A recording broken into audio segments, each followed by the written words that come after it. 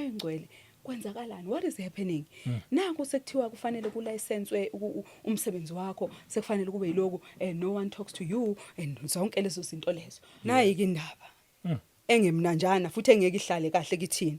Kodwa engithembayo nengaziyo kuba bakhona abantwana bakaNkuluNkulu abayibonayo lena. Yokuba ke ngapha ngakithi isiqalela ngalohlobo sizwile kuningi uyamemezelwa. Siyezwa siyakhuluma njengamanje ukuba hey nakumemezela ukuthi ama digital IDs uyabona ukuthi iplan ke manje is coming is falling into place.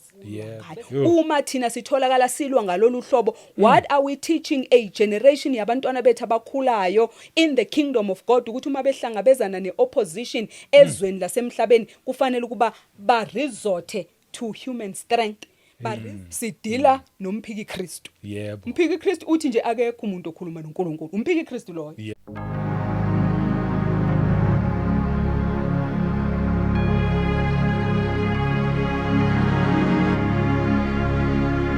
Welcome once again kwiKota 2 Media. Igama lami ngumduduzi ngwakaShabangu. Asibingelele umoya ongcwele khona phakathi kwethu. Siphinde sibingelele futhi nabangcwele nje kwizindawo zonke. Siyabonga abazalwane nilokho nichuza nje le channel. Sibonge kuma returning viewers, sibonge kwabaqalayo ukufika. Mhlawumbe yaqala nje ukuhlana nale channel sakwamkela futhi ngizothi ungashintshi.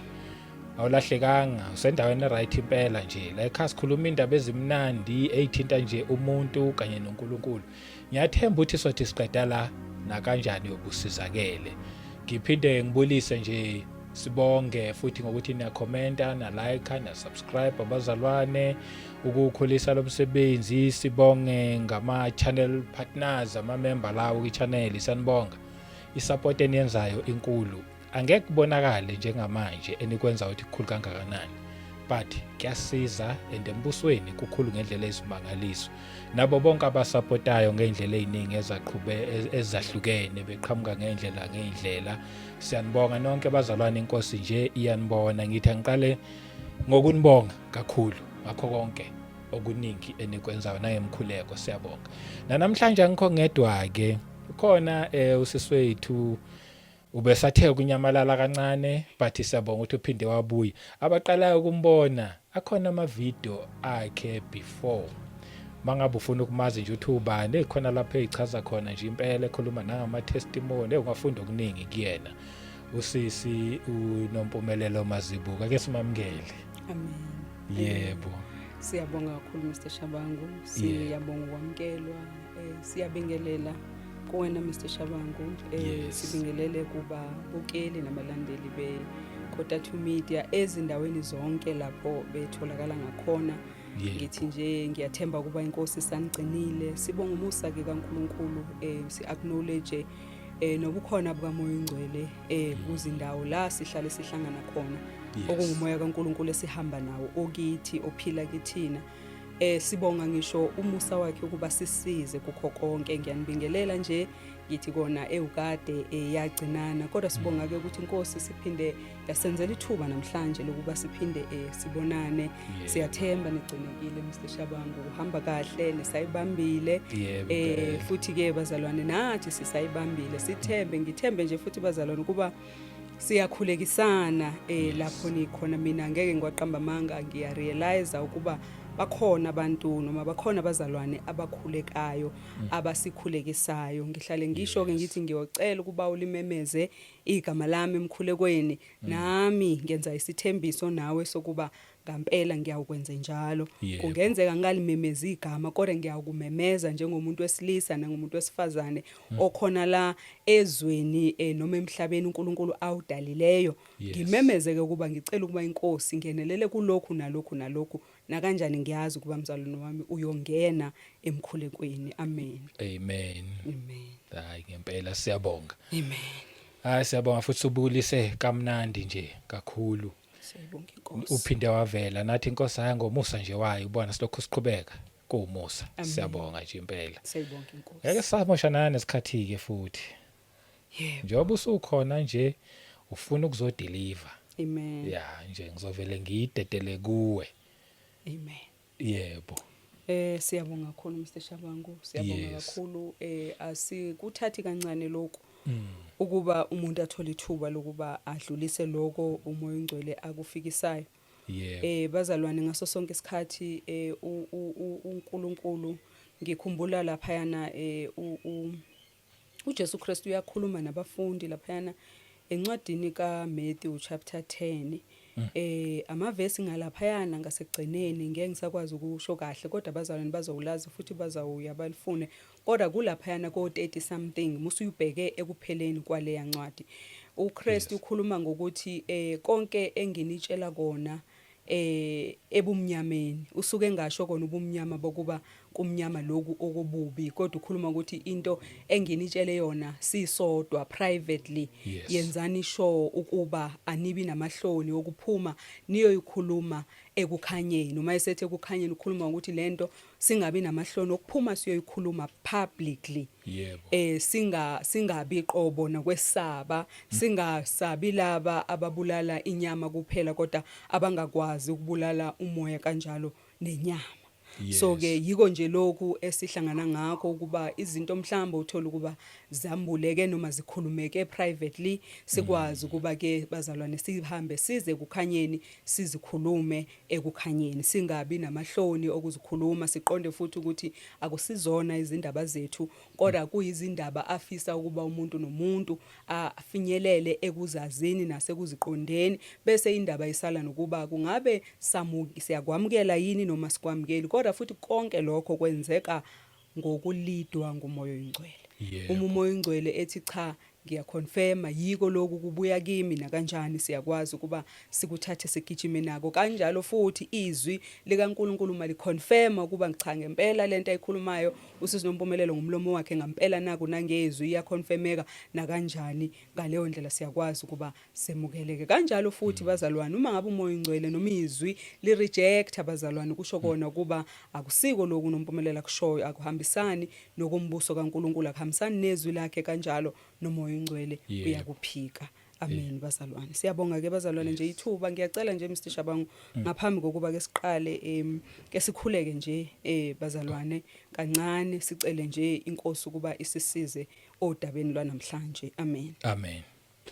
Yebo. uNkulunkulu othembekileyo sithandwa somphefumulo wethu.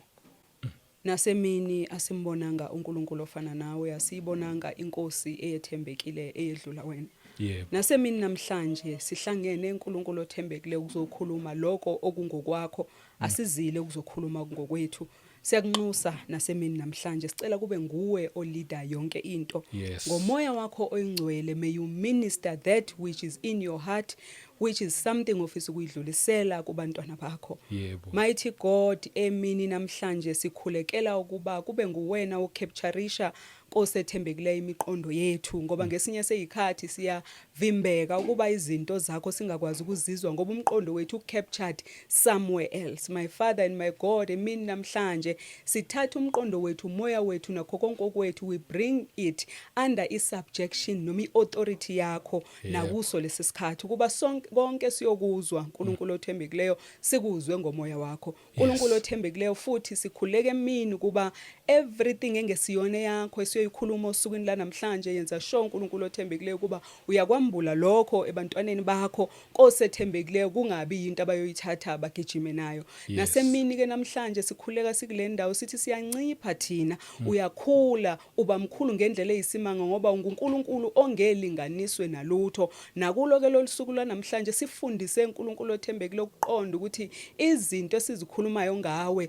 sesabe singakhulumi noma yini singakhulumi inyama yethu singagijimi nezinto nongashongo kuba sigijime nazo nakulo ke losuku namhlanje ngeauthority yakho sithi Nkosi may you take over may you lead and allow us to follow uNkulunkulu othembekileyo nala sesingathi sifuna ukukuleader khona sicela usinqande uNkulunkulu namandla singaqhubeki usibuyisele kwindawo la sizolalela khona silandele emva kwakho. My Father and my God we thank you that the Holy Spirit is with us and the Holy Spirit will never lead us astray. ungumoya wakho weqiniso wokulunga wamandla akho. Siyamnxusa ke nakuso lesisikhathi, may he take over and run everything. Ishow ingeyakhe akusiyone yethu. Mina no Mr Shabangu siyancipha njengamanje ngegama lika Jesu Kristu ophilayo, kuvela wena uNkulunkulu othembekileyo. Sithandwa somphefumulo wethu konke nesikusherayo thina besingakwazi, asikwazi kodwa sithi sicela usambulele kona, usisize ngako naso sukwini lanamhlanje. Lidunyiswe libatshazwe igama lakho.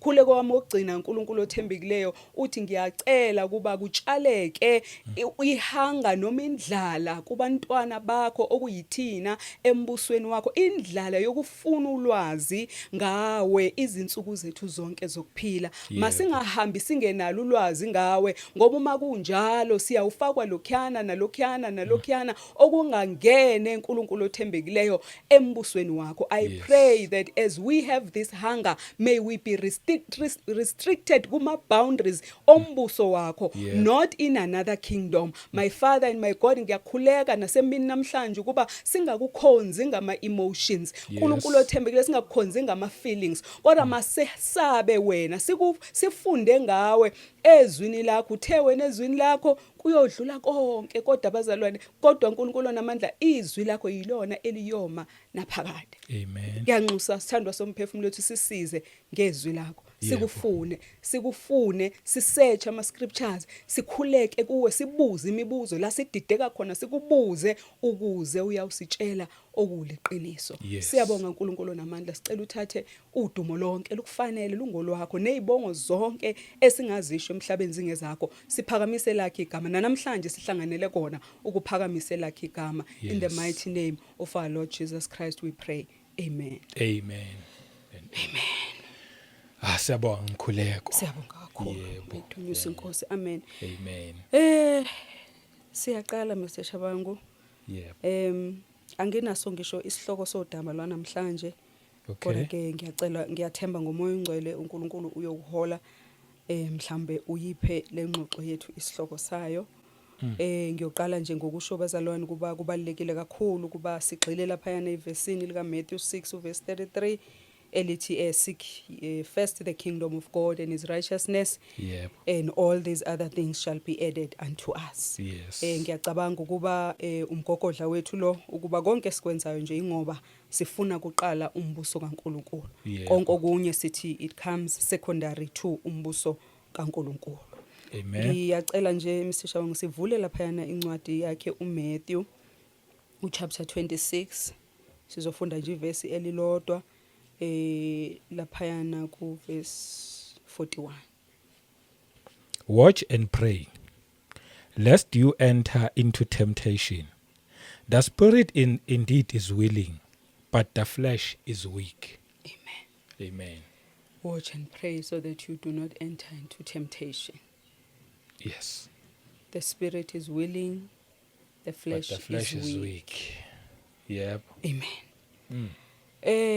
Udaba esizokhuluma ngalo namhlanje Mr Shabangu ludaba lwezinto ezenzakalayo njengaloku lithi lelizwi ku Matthew 26 verse 41 lithi we must watch and pray. Amen. Siya encouragewa ngaso sonke isikhathi njengabantwana bakaNkulunkulu ukwenzani ukukhuleka. Siyazi ukuba umzalwane ongakhuleki bazalwane umzalwane nje ozifanela nethini elikhencezayo ngoba umkhuleko yiwona osustaina yonke into eyenzakalayo embusweni kaNkulunkulu. And ngifisa ukuba ngikhulume nje kancane leyo ukuthi kukhona uthola ukuba kune group yabazalwane laba ababizwa ngama intercessors mhlamba ama prayer warriors. Kuyenzeka isikhathi esiningi leyo department kwenzeke ukuba ibukeleka nje phansi njenge department njenganakiwe noma enjani. Sikuqaphele lokhu bazalwane ukuthi izinto kuyizona ezibalulekile nezenza ukuba umsebenzi we kingdom kaNkulunkulu uoperate yizinto eziyo attackwa kakhulu.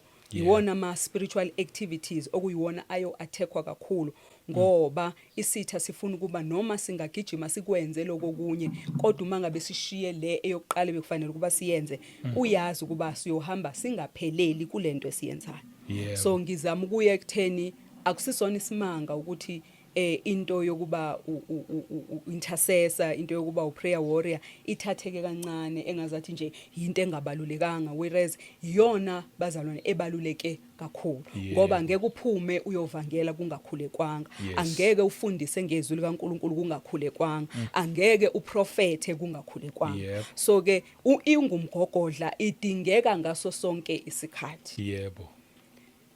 Lithi ke we must watch and pray.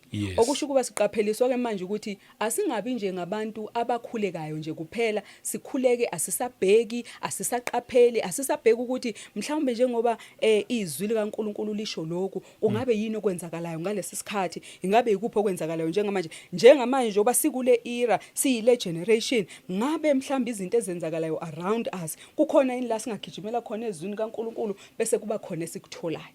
That is why uthi we must watch and pray. Ngoba lokho kuyosivikela ekutheni we do not enter into temptation. Kuyosivikela ukuba singakhuleki amiss noma sishaye eceleni, noma bazalwane kuyosenza ukuba uma sishaye eceleni, iexample enye nje yokushaya eceleni kungenzeka ukuba sizithole sikhuleka against into uNkulunkulu athe uzoyenza, then thina ngenxa ukuba we are not asiqapheli sizithole bazalwane sikhuleka sithi Nkosi stopha lokhu, kudestroye lokhu nani okuyinto uNkulunkulu ayibekile. Ikhona isisho nje sihlale sisho sithi this too shall pass.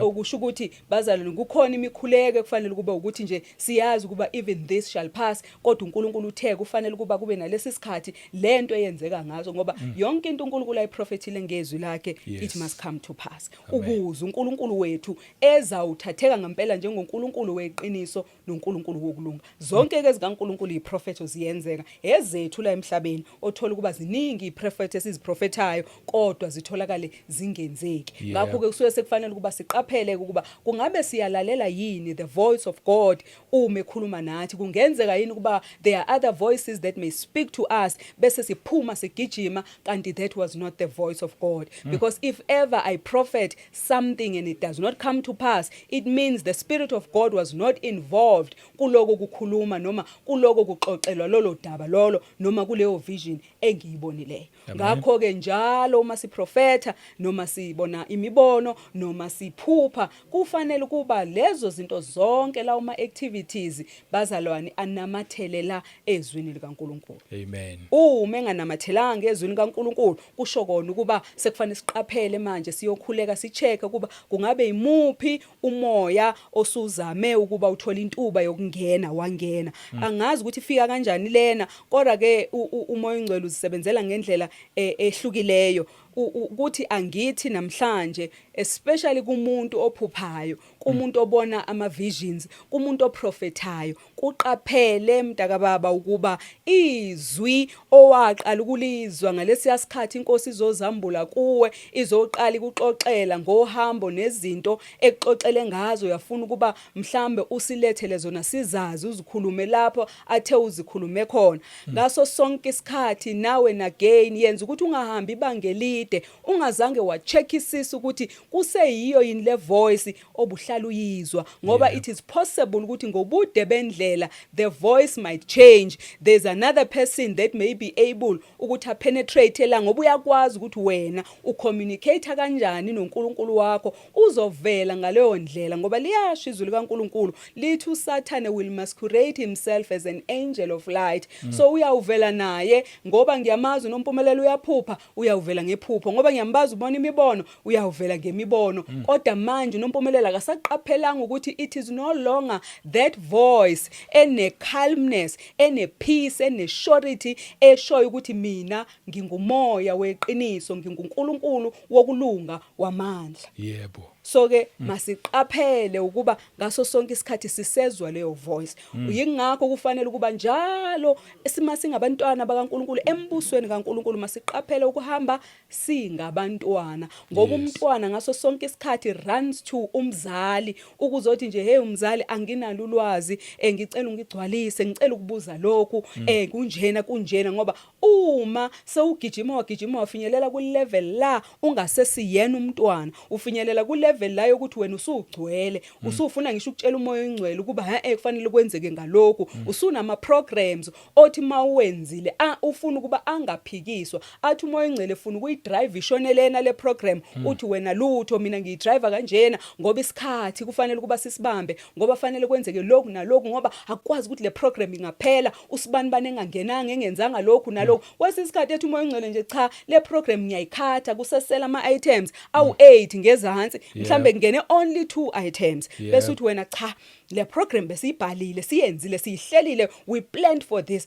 and mhlambe kunezinto esizenzile ukuze le program yenzakale so kufanele ukuba na kanjani yenzeke abese umoya oyingcwele enze njani ahlehle athathe iback seat abese uyaqhubeka ngoba kufanele ukuba enze njani ngoba inkomisho egcwele ephuphu echichimayo filled up to the brim angeke ukwazi ukuyigcwalisa okusho ukuba kufanele ukuba inkomisho either ayinalutho noma ino half ukuze uyokwazi ukuthela something uphinde ukwazi ukuthela something kodwa uma inkomisho seyitshela ukuba awukwazi moya kaNkulunkulu ungishonisa le shuthi leyo nkomisho igcwele and umoya oyingcwele akanandawo la ezofaka khona la ezothela khona ngoba njengoba sihamba nje kulolu hambo bazalwane usuku nosuku uyaye daily progress uNkulunkulu uyasisebenza usuku nosuku uyapruna uyasusa uyafaka uyasubtracta uyaeda wenza lokhuyana nalokhuyana bazalwane ukuze kwenziwele ukuba siyalungisiswa sekule ndawo umbuso kaNkulunkulu uqale ukuba operational khona la asikwazi ukubonakala sesibuse ezulwini sihlulekile ukuba sibuse la sihlulekile ukuba iauthority nedominion kaNkulunkulu ibonakale khona la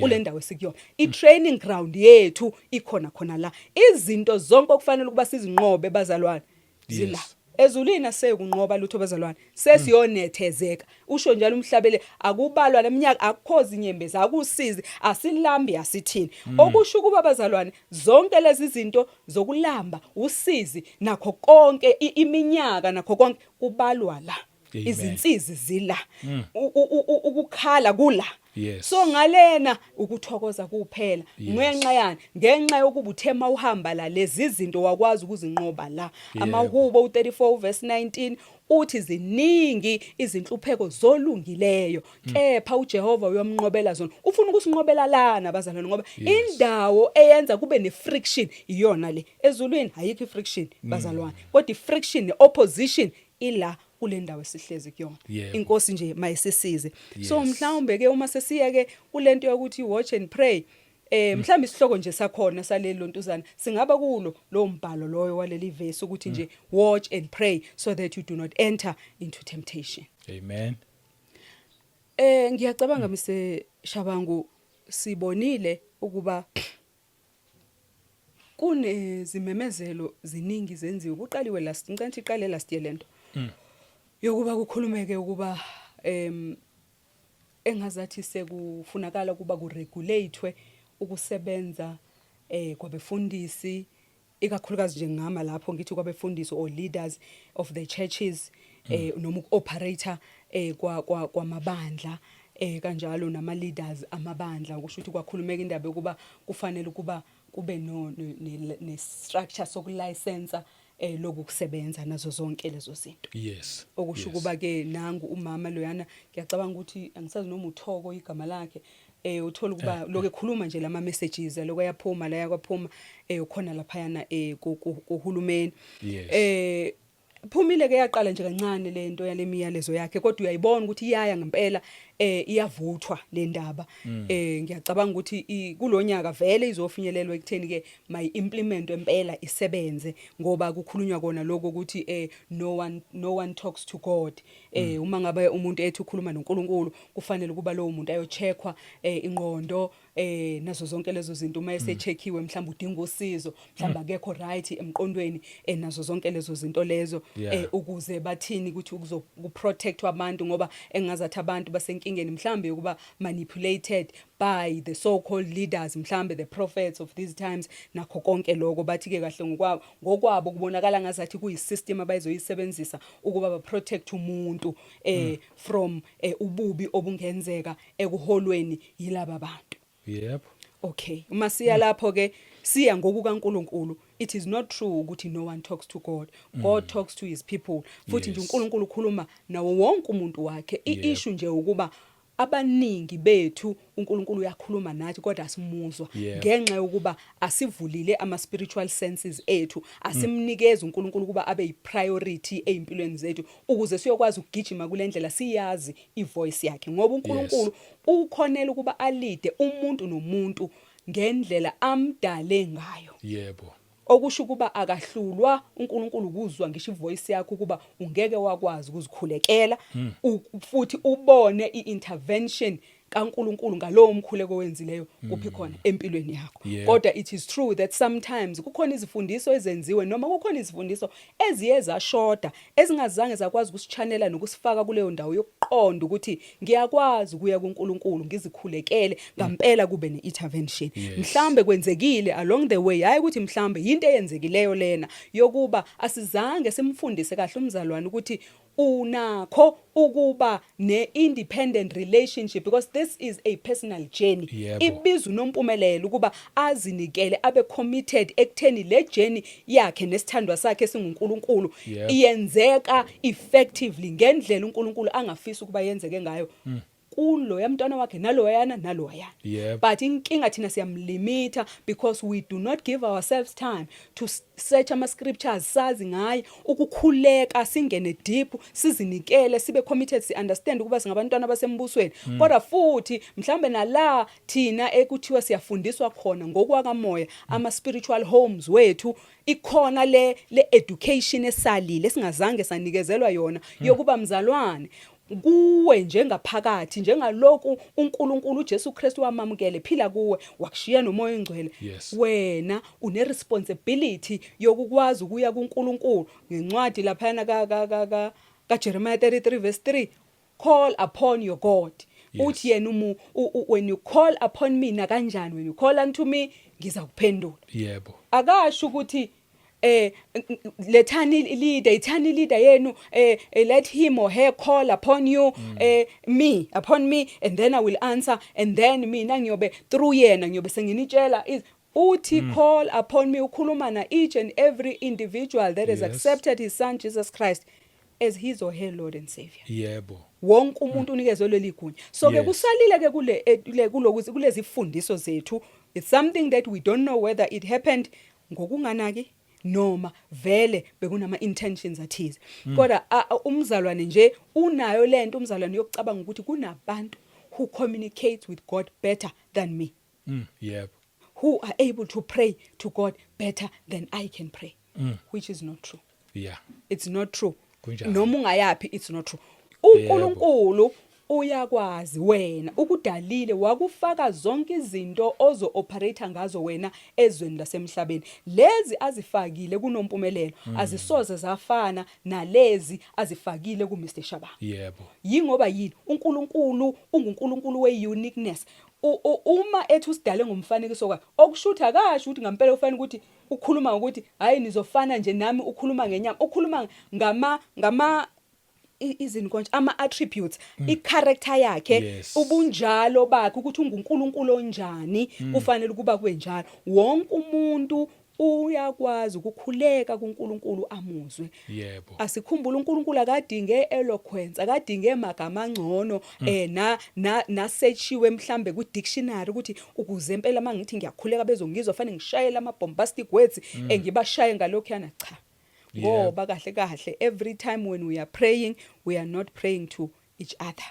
We are praying to our God. That is why ku advisable nanokuba isikhathi esiningi sibo ku avoida izinto eziyokwenza ukuba siloko sakhuleka size silalelane engazathi we are praying to one another, kanti we are praying to our God.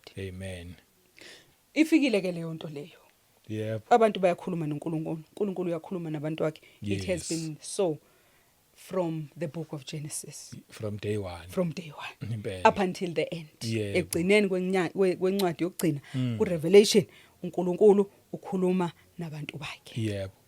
Kwenzakalani ke pho? Ithini lento manje esesibhekene nayo kulesi sikhathi njengamanje? Okay, emva ukuphuma ke walezo zinto angithi we are watching and we are praying. Watching and praying. And then ngesikhathi when we are watching and then we come into our closets, we pray. Moya ngcwele kwenzakalani, what is happening? Naku sekuthiwa kufanele kulicenswe umsebenzi wakho, sekufanele kube yiloku, no one talks to you and zonke lezo zinto lezo. Yep. Sakhuleka ke sonke nathi, ngiyacabanga abaningi baza siyakhuleka, and then ke ekukhulekeni bese siyabona abanye kusho ukuthi ngiyacabanga ekukhulekeni bese mhlambe kuba nezinto ezenziwayo after ukukhuleka. Yep. Saqala ke sabona the body of Christ, or let me say the kingdom of God, ngasho njalo, trying to retaliate towards i-information ebesiphumileyo. Yep. Sekwenzekile ke namanje kusenzeka, it's a continuous thing, it's an ongoing thing. Njengoba sisho kuba ngiyacabanga ukuthi kulonyanga ngempela lento izo implementwa nje ibe semthethweni, izofika leso sikhathi la isemthethweni khona nani. Kodwa manje ngiyabona ukuthi umzimba kaKristu uyazama ke ukuthi ulwisane nalendaba. Siyabuka ke bazalwane, we are watching angithi ukho konke. Na usekukhulumile ngapha uhulumeni, okay, wenza njani ubody ngapha, wenzani umbuso kaNkulunkulu, benzani abantwana bakaNkulunkulu, siyabathola ama leaders ayafyuma, ayasukuma, kufomeke ama structures athize, kube nabanye ukuthi ayasenzeni nje ngemibono miningi. Ngicabanga ukuthi khona nenye ngeke ngayibona ngazi South African Church Defenders, into ezikanjalo nani okusho kuba kwane nemikhuleko eminye. Ngicabanga ukuthi kwahanjwa kwayiwa union buildings, neminye isaqhubeka kubhizi bazalwane, lokuyana kuyatoyitoywa kwenziwa lokuthi impela nje sizoma. Ngiyacabanga ukuthi mhlambe kuze kwenziwe nokuba kufanele ukuthi khona lento yokuba kusayinwe ama petitions nazo zonke lezi zinto. Ngicabanga ukuthi izo zonke izinto ezi ongoing lezo ukuzama ukulwisana nalento uhulumeni afuna ukuyenza. Yep. Sisembusweni kaNkulunkulu. Yep. Sisezinsukwini la kufanele kuba sibe ngabantu bakaNkulunkulu abaqaphelayo kakhulu. Kade sikhuluma ukuthi uNkulunkulu ayikho into ayiprofethile la ezweni lakhe engazange yenzeka, engesilona iqiniso. Yebo. Kunevesi lana ngiyacela sifunde lapha incwadi kaFirst Peter chapter 4. Verse 17. For the time has come for judgment to begin at the house of God. And if it begins with us first, what will be the end of those who do not obey the gospel of God? Amen. Amen. Ngiyacela siphinde Mr. Shaban. 1 Peter 4 verse 17. For the time has come for judgment to begin at the house of God. And if it begins with us first, what will be the end of those who do not obey the gospel of God? Amen. Amen. The time has come for the judgment of God to begin in the house of God. Amen. Amanye amavesi abuhlungwana, amuncwana. Yep. Awamnandi to our ears, our itch nje, awenza indlebe zethu zithokoze zikitazeke nakho konke. Ngenxa ukuba mhlambe kungenzeka ukuthi ekugijimeni kwethu endleleni siyalibalekela leli side lokuba sikhumbule ukuthi uNkulunkulu is also a God of judgment. Yebo. Silithanda kakhulu izwi likaNkulunkulu la sikhuluma khona ngothando lukaNkulunkulu olu unconditional, olukwazi ukuba lusifinyelele noma sikuphi lusilande. Khona umhlabelelo nje nguthandayo uyayuza ukuthi ayikho no shadow that you won't light up, no mountain you will not climb up, just for me. Ukhomba uthando la ukuthi noma ngabe kunama shadows kanjani uNkulunkulu uzowalayitha ngenxa yakho, noma ngabe kunentaba enyukela kangakanani uNkulunkulu ayikumehluli uyoyicaca, uyobe efuna bani, efuna wena. Uthando lolo lukaNkulunkulu khombisa ukuthi lolu thando lu in depth kangakanani. So siyazithanda lezo zinto, walithanda izo kangaka wanikela ngendoda, siyakuthanda. Bese leli side leli elikhuluma ukuba hey uNkulunkulu uphinde phela azoba ijudge impela ke manje, azothi hey nenzani lana nakho konke nginikezwe lokhu ngathi manihambe kanjena, nahamba ngokuthanda kwenu nenze ukuthandwa yinina. Asilithandisisi alimunandi limuncwana. Amen. Yep. to i-extent yokuthi you even realize that ukuthi uSathane usenze wasisondeza futhi kakhulu kuleyo nto, sandelwa kakhulu ngabantu abakhuluma izinto ezingasilona iqiniso, abaprofeta amanga bazalwane, ukuze ngampela siyawusuka eqinisweni likaNkulunkulu. Ubonani indlela abaprofeta ngayo? Yingoba abaprofeta nje izinto zokuthi it shall be well with you, kuzokwenzeka lokhu, you will receive izinto ezimunandi kuphela, nezishoyo ukuthi lokhu wena okufunayo uzokuthola, kuzokwenzeka lokhu. Uma ngabe wena ufuna umntwana by this time next year umntwana uzobekho, asisho ukuthi uNkulunkulu akasho, akanikezeli kubantwana bakhe ngalo zinto, kodwa yenza ukuba ingabi bikho le judgment ekhombisa ubuNkulunkulu beside leli lokwahlulela lokuthi uyazi kuba njengoba nje kunje kulesi sikhathi njengamanje nina nishaywa ukuthi niphumile emiyalweni yami nenzi intando yami, kungakho nifikelwa yilezi zinto. Ngifikile ukuba manje nginijaje ngokuba anilaleli, you are a rebellious nation going against ama ordinances nama statutes engiwabekile. So njengamanje uma ningaphenduki, ububi obunjena nobunjena buyawela phezukweni. Amen. Then ke asiwafuni ke lawo mavesi ke, ngisho nabaprofeti ke balesi sikhathi abasiprofetheli lezo zindaba lezo. Impela Basiprofethela lezi nje ezimnandi. Siyawuthola imoto, siyawuthola imizi emikhulu, nani wonke ama treasures akuphi ala ezweni, iwona abasiprofethela wona. Then bese unokuzibuza ukuba ngabe kuseyiwo yini lo moya kaNkulunkulu oprofethayo lapho, asazi. Kodwa amathuba kuba kube yiwona mancane kakhulu uma ngabe ekhona. Yebo. So ke into ekhona ke eyenzakalayo ngokuhlala umuntu ekhuleka ekhuluma nomoya ingcwele, ukuba njengamanje nifika esikhathini la sekufanele ukuba ni realize ukuba singena ke manje kwisikhathi la konakala khona. Isikhathi ebesilosikhuluma ngaso sithi kuyeza umphiki Kristu kanjani njani, zonke lezo zinto yonke into ihamba ngama levels, and uNkulunkulu ngaso sonke isikhathi when he wants to judge his people, he will use vele, he allows imisebenzi yomubi ukuba yehlele kithi ukuze sikwazi thina ukujajeka ngeqiniso esilaziyo likaNkulunkulu. Uma ngabe namhlanje ugovernment wase South Africa ezokwazi ukuba abe neauthority yokuqhamuka athi uzolicense into kaNkulunkulu, zibuza umbuzo wodwa mnta kaNkulunkulu, uSathane ake ngisho kanje ngoba ugovernment bazalwane, ukurula kwahulumeni wethu has nothing to do with uNkulunkulu.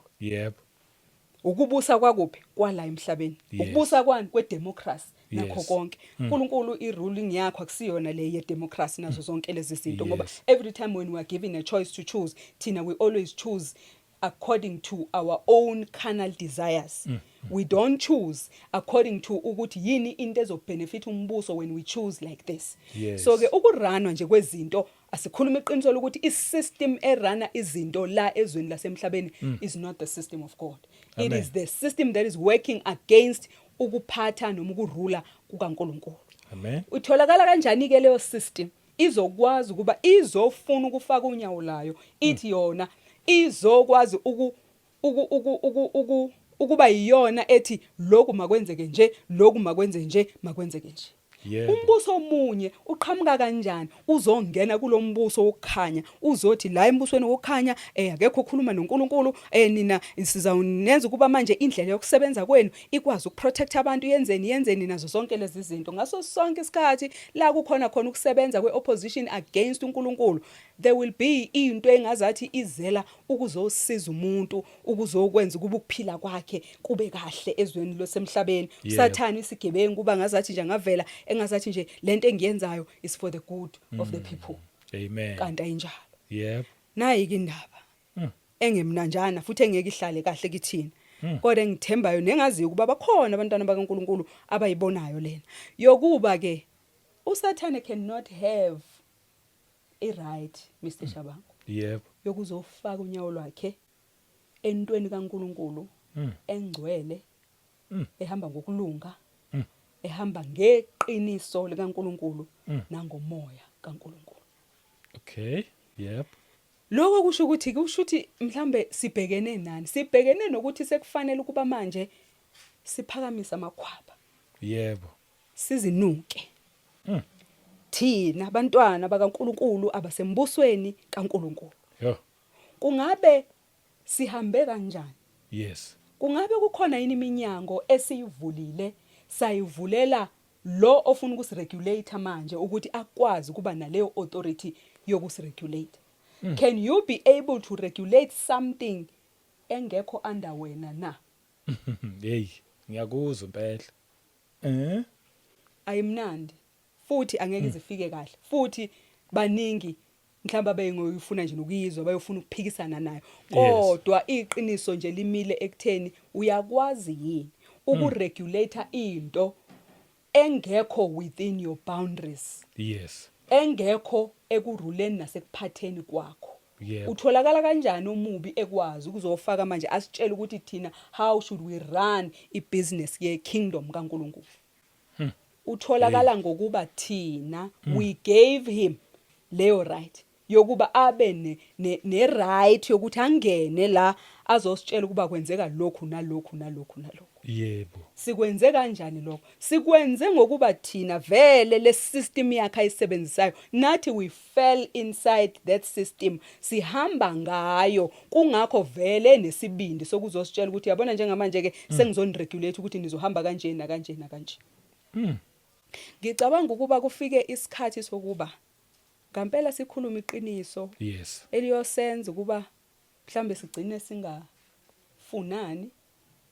Kodwa uma lelo qiniso liyokusenza ukuba sonke sibuyele kuNkulunkulu. Yeah. Ufanele ukuba silikhuluma. Amen. Injalo nje. Ithi indaba namhlanje the government yase South Africa izazi futhi zibona futhi ifanelekile ukuba ne right yokuba izofuna ukusilicense. It is because thina we have already given him a license kudala yokuba benesandla ezintweni esizenzayo in the kingdom of our Father. Yebo. It means thina we have not excluded ourselves from the running of izinto ezenzakala la, the running of the system of this world. Singene ngaphansi kwayo le system sa comply ngezinto ezithize. Okunye kwako nje we had to be registered la sonto ethu kwafanele ukuba siwa register under the Council of Churches nazo zonke lento. Le Council of Churches a structure is under what? Es under lo hulumeni noma ukurana kwale system esinayo la ezweni lasemhlabeni. Yep. Senze nje smallanyana example because umuntu uyothi awu ikhanda lentombazana shuthi alisebenzi ngophela manje izinto ziyokwenzakala kanjani la emhlabeni nani izinto ezikaNkulunkulu nje izinto bazalwane kufanele ukube sazi ukuthi yizinto that are set apart. Uma zi set apart for good works kusho ukuthi bazalwane azizitholi zimatana nokurana kwezinto la. Yebo. Lithini verse lele lithi imqondo yethu we offer ourselves as living imizimba yethu sacrifices romance. Okay. Asilifunde. Khona ngelifunayo. Angazi nomilona yini. Okay, yes, verse 1 angifunde nje verse 1. Amen. I beseech you therefore, brethren, by the mercies of God, that you present your bodies a living sacrifice, holy, acceptable to God, which is your reasonable service. Ngicela uverse elilandelayo. 2 And do not be conformed to this world, but be transformed by the renewing of your mind, that you may prove what is that good and acceptable and the perfect will of God. Amen. Yeah. Shothi verse 2 ilobe simfuna. Okay, yes. Yes. Ngiyabonga kakhulu Mr. Shabang. Yeah. Ngiyacela ukuthi leli verse masilifunde ngiyacela nangapha ku amplified. Okay, ngicela ungamfundi uverse 1. Yeah. Ngizofunda nje lapha na uverse 2. Yes. The amplified Bible la ithi and do not be conformed to this world. Kuma brackets uthi any longer because before besiconformile. Yes. Ngaphambi kokuba sibe ngabantwana baka Jesu Kristu. Yebo. So we were conforming unto ukurana kwalelizwe. Yes. Ithi asingaconformi kulo nani nama superficial values and customs walo leli lizwe. Yebo. Kodwa masiqhubeka ku verse 3 lithi but be transformed and progressively changed as you mature spiritually by the renewing of your mind, When our mind is renewed, what are we doing? We are focusing on godly values and ethical attitudes. And the system ephethe izwe ayisebenzi ngama-ethics. Oh yeah. Ayisebenzi ngezinto ezokulunga ezi-righteous. Yebo. Kune-corruption, kunokwenziwa izinto, kunamanga, kunayo yonke into ongayicabanga. Yebo. Kunemikhoshosho, kunezinto nje eziningi ongazicabanga ezingahambisani nje nokuba zibe ethical. Yes. So that you may prove for yourselves what the will of God is. Ukuthi uma ngabe thina sihambe saba transformed sa progressively sashintshwa samatureishwa spiritually, sekufanele ukuba manje siproveke ngaloko for ourselves ukuthi iwill kaNkulunkulu iyini. Yes. Ukusho ukuthi iwill kaNkulunkulu is that which is good and acceptable and perfect kuphi khona in his plan and purpose for you, for us. So kusho ukuthi uNkulunkulu unewill, kule will yakhe, iwill yakhe i-good and acceptable and i-perfect kuphi eplanini yakhe ngomuntu nomuntu uNkulunkulu amdalile. Amen. Uma sivule thina umnyango, yebo, kufanele ukuba kufika isikhathi la uNkulunkulu ethi judgment izawuqala kuphi khona endlini yakhe. Yebo. Lesi isikhathi la uNkulunkulu ekhombisa ini futhi uthando lo. Because if uNkulunkulu engasithandi, kusho kuba uyosiyeka ngasireprimand. Uthe ngimthandayo ngenze njani? Ngiyamrebuke, ngiyambuyisa.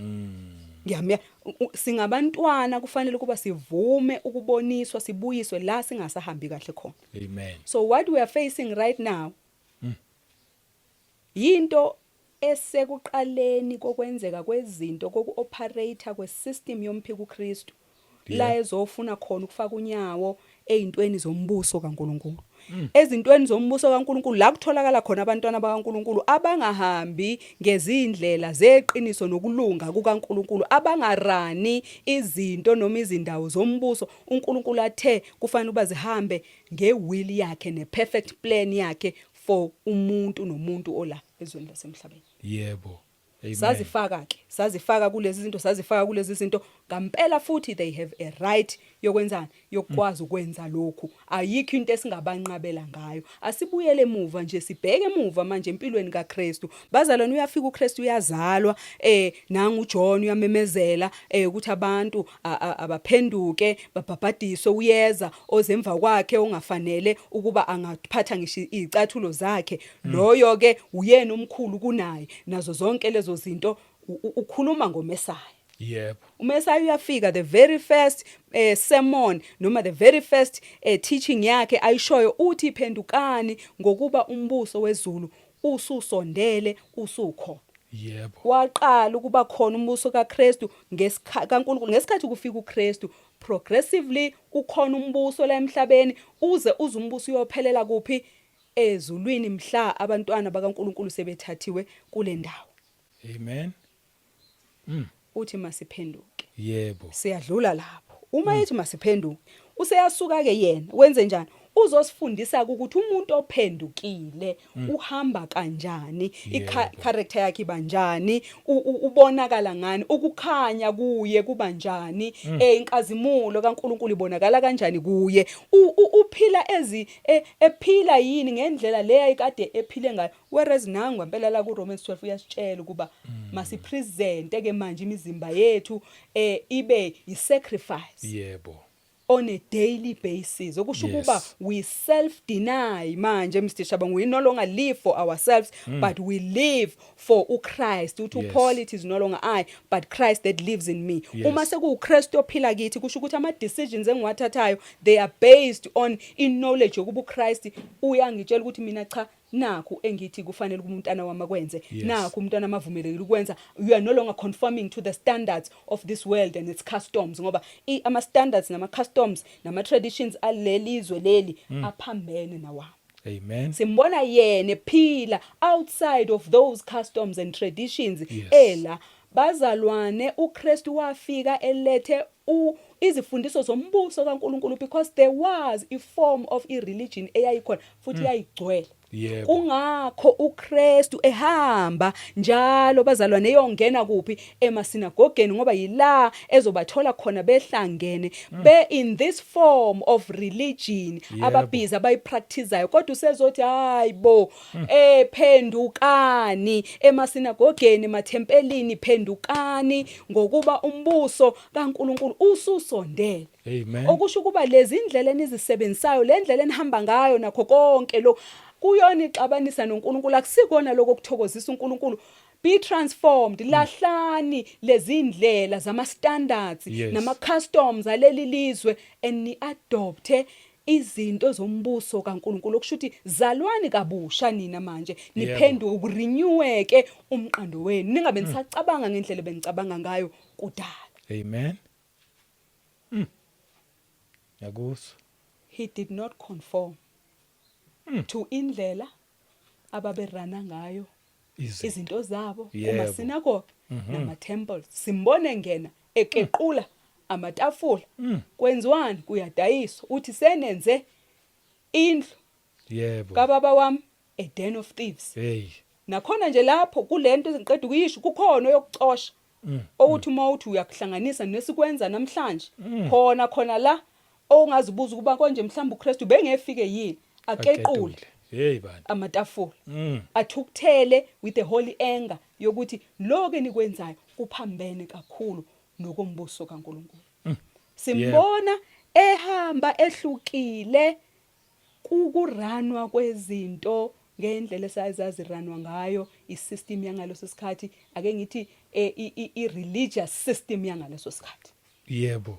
Waphila ngaphandle kwayo bazalwane. Simbone ehamba emathafeni Yes. eyabantwini efundisa ehlala phansi ezigangeni bazalwane. Singekho isitulo esingcono kunesabanye ngisho esabafundi kuye lapha asikho asisiboni. Ehleli lapho etshanini mabe kunotshani obuhlabayo wayehleli kanye nabo multitudes they used to come to him ngoba sebezwile ukuthi ukhona lo ohlukile ngoba njalo mabe kade belalele yena banokuza ukuthi uyazi izifundiso zakhe zehlukile futhi zine authority and le authority inokuthula. Ulwazi lwakhe lunzulu okukhomba kona ukuthi ungumnikazi vele wezinto lona ozolungisa lezi zinto ezingekho right kuphi la ezweni. Yebo kunjalo. Ayikho nento eyodwa esithi uma sifunda abazalwane sithola ukuthi why adopter eyayikade isetshenziswa i-system of i-religion yangaleso sikhathi kodwa wasebenza up until the end engaphandle kwaleyo system. Amen. Angisho ukuthi ngithini, angisho futhi nokuthi nje mhlawumbe I'm creating a debate. Akukho nje la ngizwa khona ngokwezi uma ngithi ngiyafunda la ngithola khona ukuthi uKristu wayemile engabe sinagogeni ethi njengoba ngimile nje ngithi kini ngifuna okweshumi kanjani asizizwa zonke lezo zinto lezo. Okusho ukuba indlela yokurana kwakhe izinto wayefundisa umuntu ukuba makapheleliswe ebuNkulunkulwini bakhe apheleliswe kwiauthority nedominion uNkulunkulu amnikezele yona. Amen. Okusho ukuba thina kungenzeka ukuba kule authority nedominion esinikezelwe yona siyeza hamba sayokhothama kwezinye indawo ezinye indawo ezasi noma zona zisi-enticile noma zisinunuselile ngezinto ezithize zakuphi zala emhlabeni. Yebo. Zathi mazi sinunusele sathatheka.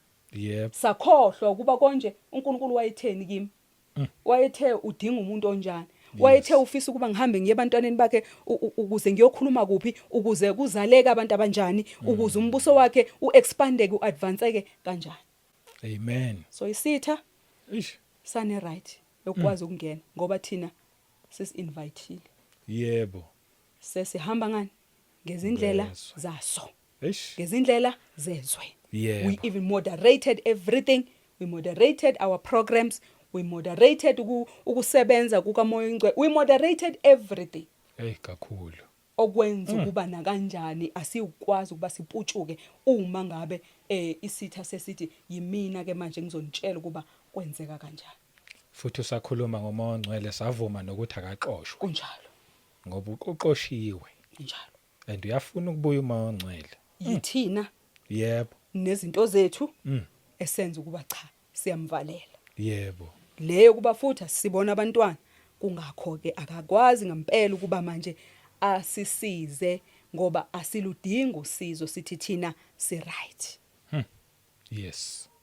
uNkulunkulu nje uma ejaja into asuke yenza usuke enzani usuke refiner edisciplina umntwana wakhe. Amen. Okwenzakalayo njengamanje sibhekene nerefinement nediscipline. Sidisciplinwa yes. ubani? uNkulunkulu. Yebo. Kodwa uqhamuka ngathi ubani? Ngathi omubi. Hey. Right. Siyakhumbula ngale in the Old Testament Eh. indaba yaseBabylon. Yes. uNkulunkulu ovumela ukuba eBabylon ayicaptureishe uIsrael. Ngoba uIsrael uphumile ezindleleni zikaNkulunkulu. Yeah. Ukuze refinewe, adisciplinwe, kwafanele bakusetshenziswe iBabylon. Yes. uNkulunkulu avume ukuba isandla senkosi yaseBabylon siqine ngaphezulu kwesizwe sikaIsrael. Yebo. For a time. Ngoba uNkulunkulu uyakubeka lokho ukuba ngifuna ukuba kwenzeke lokho ukuze abantwana bami bayobuyiseka ezindleleni zabo. Yebo. uNkulunkulu isikhathi esiningi uma refine discipline abantu bakhe usebenzisa ama trials nama sufferings to strengthen them and refine faith yethu, ensuring purity yethu. Njengamanje nje uma sibheka uNkulunkulu is looking for purity yakhe. That is why he is judging us ngalolu hlobo. And noma singajanquza kanjani bantwana bakaNkulunkulu, this must come to pass. Amen. And lesi isiqalo soku-operator kwa wonke lama operations usathana azowasebenzisa through isystem isystem of the beast. Uqala kanjalo ngapha ngakithi isiqalela ngalohlobo sizwile kuningi uyamemezelwa. Siyezwa siyakhuluma njengamanje ukuba hey nakumemezela ukuthi ama digital IDs uyabona ukuthi iplan ke manje is coming is falling into place. Yebo. Bese lokhu nje sazi ukuthi kuyeza kodwa manje izinto zingena ezikhaleni. Ipuzzle iyaqala manje ithola uphiswayo, nale ithola uphiswayo, nale yani ithola uphiswayo. Kuyenzeka. Obekuyosisiza ukuba masiqaphele ke njengamanje ukuba sesisenkingeni engakanani. Kodwa kuleyo nkinga esikuyo sisenakho ukuphenduka. Ngoba uNkulunkulu konke lokuvumelayo kuba kwenzeke okukwenzani okuzo refine the faith of believers, ensuring our purity. Amen. Okusho ukuba uwenze njani kufanele kuba manje bazalwane sizahlukanise ke manje and be set apart ngoba sidingeka si set apart. Amen. Okusho ukuthi sidinga ukulahla all the customs, the traditions, all the values aqhamuka ngasembusweni obumnyama sibambelele kwa uNkulunkulu aweqiniso. Bazalwane noma ngabe asenza ukuba silahlekelwe kangakanani ngokubheka kwethu ngamehlo enyama. Yebo. Kanjalo uNkulunkulu mangabe sijaja iaccountability iyabhekeka. Lithi izwi kaNkulunkulu to whom much is given much is expected. Iverse letholakala lapha encwadini kaLuke chapter 12 verse 48.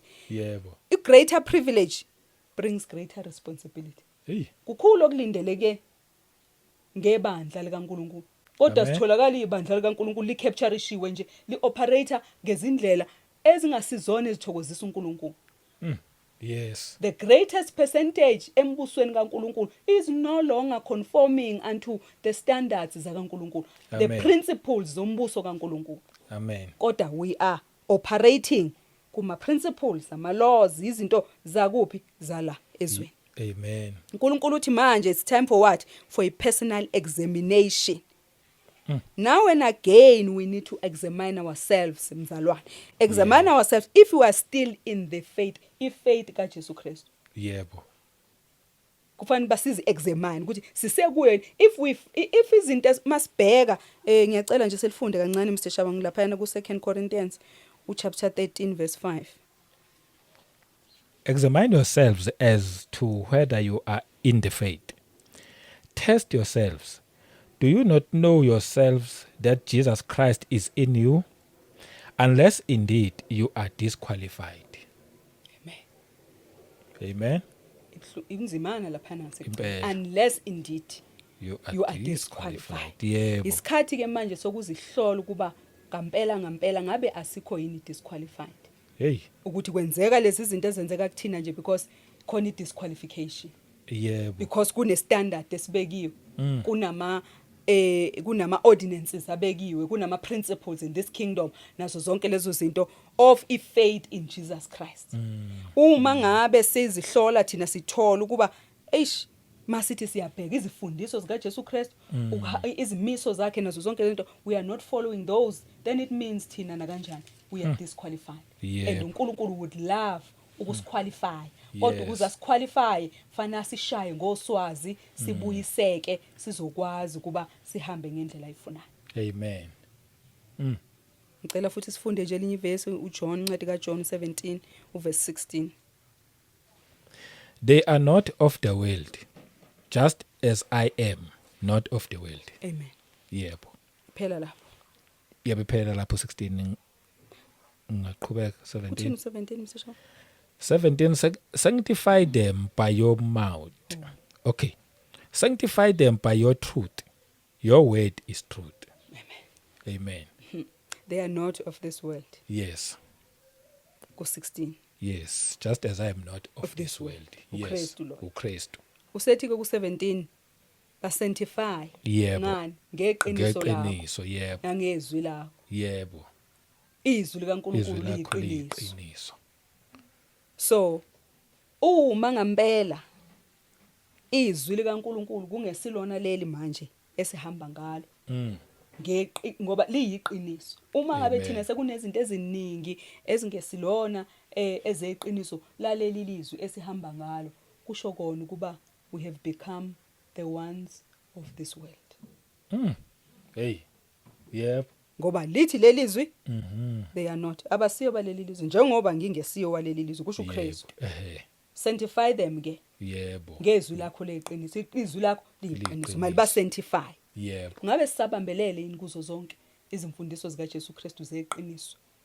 Ngabe sisabambelene yini kumoya ongcwele esatshelwa ngayo nguye uJesu Kristu kuba akasishiyi sodwa, ushiya naye umoya ongcwele? Hey. As believers sazi kahle ukuthi we are not of this world. Nali verse siqeda kufunda liyasho. Amen. We hold a heavenly citizenship. And we hold also a spiritual allegiance distinct noma esihlukile kuphi khona from the worldly values. Yebo.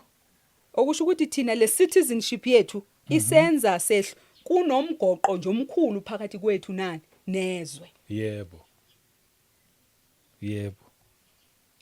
Siyafunda kakhulu amavesi namhlanje. Cela sifunde futhi khona lapha eduza siyikude siya nje kuvesi elilandelayo, ku chapter elandelayo, uJohn chapter 18. Okay. Ngicela sifunde verse 36. Jesus answered, "My kingdom is not of this world. If my kingdom were of this world, my servants would fight, so that I should not be delivered to the Jews. But now my kingdom is not from here." Amen. Yebo. uKristu ubumbuso wami waleli lizwe. Ngaba ama disciples ngabe laba bangilandelayo ama followers ami ngabe kade elwile, ngabe baliwe futhi bengeke ngibe delivered to the Jews. Yebo. Kodwa ngenxa yokuba umbuso wami akusiwona waleli lizwe. Yebo. Ama Jews azokwazi ukuba angicrucify enze lokho akuthandayo, engazi nawo ukuthi vele aphelelisa the plan nemission engizele mina la ezweni lasemhlabeni.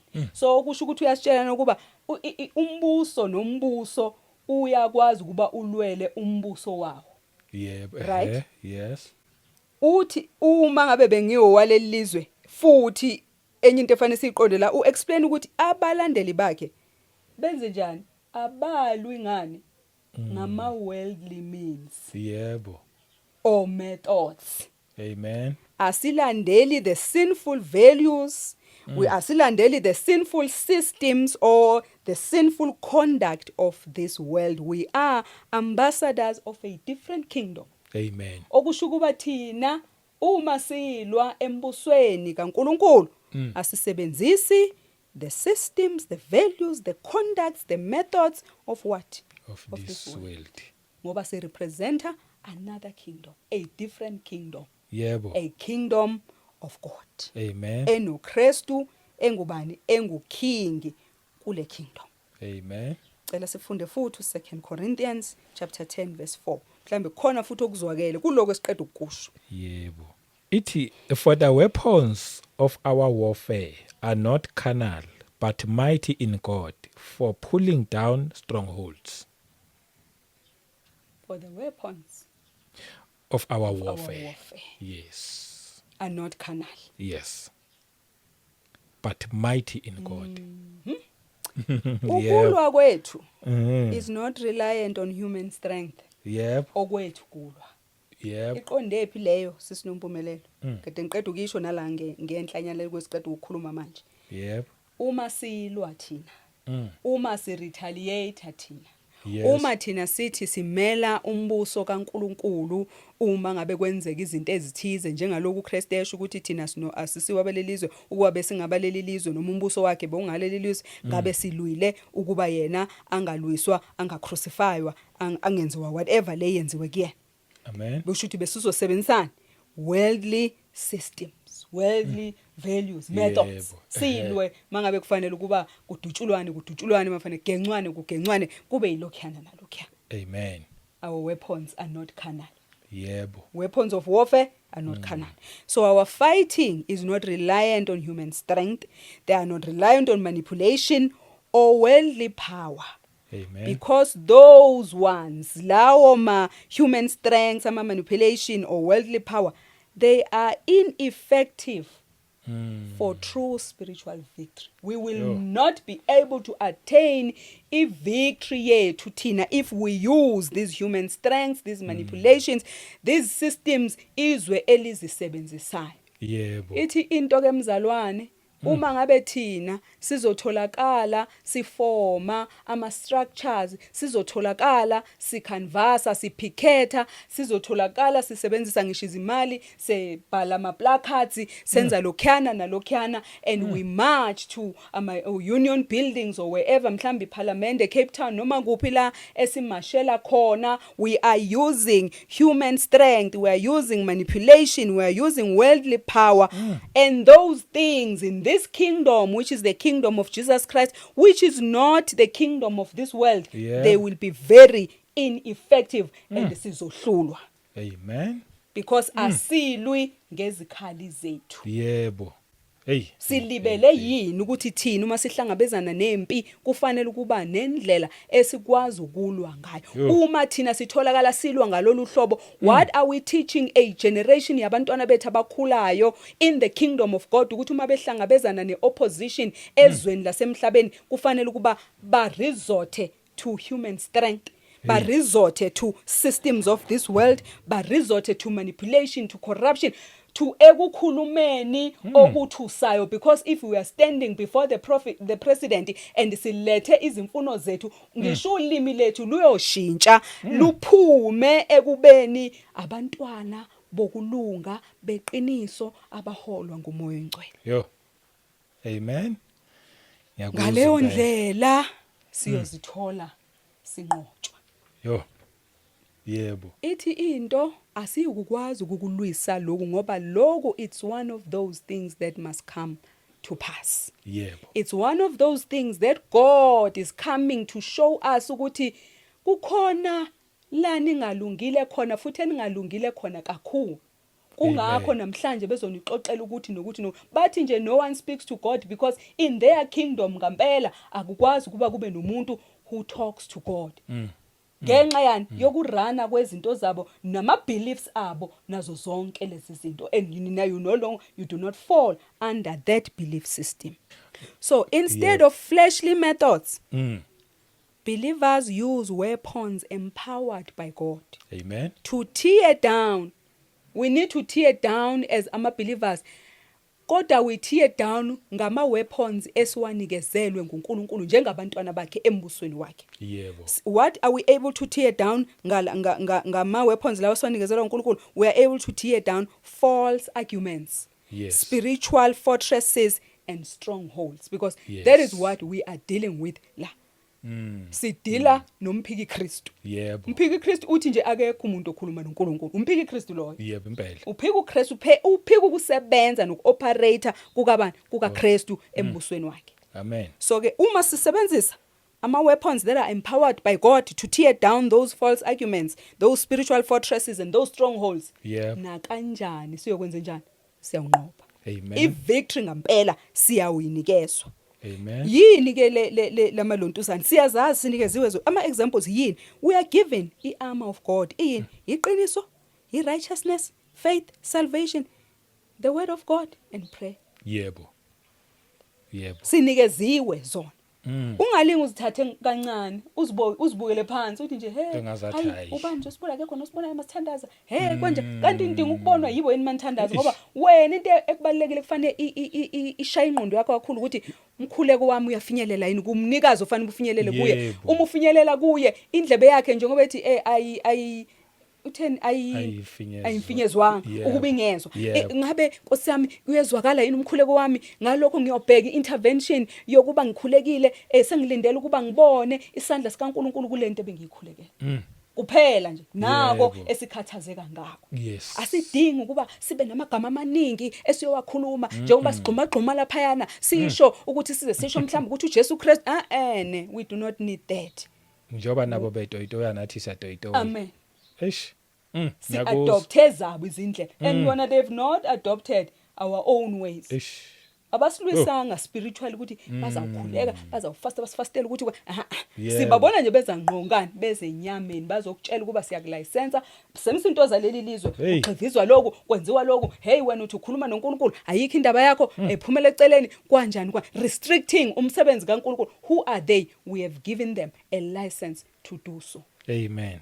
Mhlambe we've wanted so much izinto zikaNkulunkulu sazifuna ukuba zibe lapha sazi modernizer for them. Sithi sizenza ukuba zivumelane zibe conducive. Isikhathi esiningi you don't need to moderate igospel kaJesus Christ for a certain group of people. You can't. Isikhathi ungasizwa sithi hayi lama programs esinawo sokwenzela ukuthi iyouth ingabhoreki kwanje ibhorwa yini ngoba izwi lika Jesu Kristu nje igospel ka Jesus Christ is enough. It is enough. Ayidingi any additions. Ayidingi sizama ukufakela siyinonke sifaka ama spices khona izoba mnandi. Imnandi nje njengoba nje yebo. Ivele iphelele. Inikeza umuntu ipeace inikeza umuntu ukuphila okuphakade inikeza umuntu idirection iguidance ipurpose ezweni lasemhlabeni this gospel. Kodwa manje if we want to ukuyinonga abantu sijabulisa umuntu okusho ukuba siyamkhipha kuphi khona kwigospel ka Jesus Christ. We are giving him or her something else that is totally different from what Jesus Christ says he is offering kubantu bakhe. Amen. So ke masiqine lapho. Sesikubonile lokwenzeka and siyakubona siyahlangana nawo ngisho kuma social media busy khona ngisho impela ama leaders aziwayo mhlambe in the body of Christ are busy enza lokhuyana nalokhuyana. Isikhathi ke lesi bazalwane sokubuyela manje sihlale phansi sithathe na incwadi ngoba zonke lezi zinto esikhuluma ngazo namhlanje sizithola la kule zila ezweni ukuthi thina masilwa kufanele ukuba sibe ngabantu abenze njalo and masiqonde thina kuba njengamanje sificwe ijudgment and ijudgment iyoqhamuka ngawo lo yambuso lo wayana. So imagine ke ngoba sise kahle we are blessed njengokuba le judgment iqala kithi lisho njalo neverse esifundile lapha ku First Peter ngoba le judgment ize nje ngqo kuwo wonke umuntu. Masijabule ukuthi uNkulunkulu is refining us is purifying us disciplining us.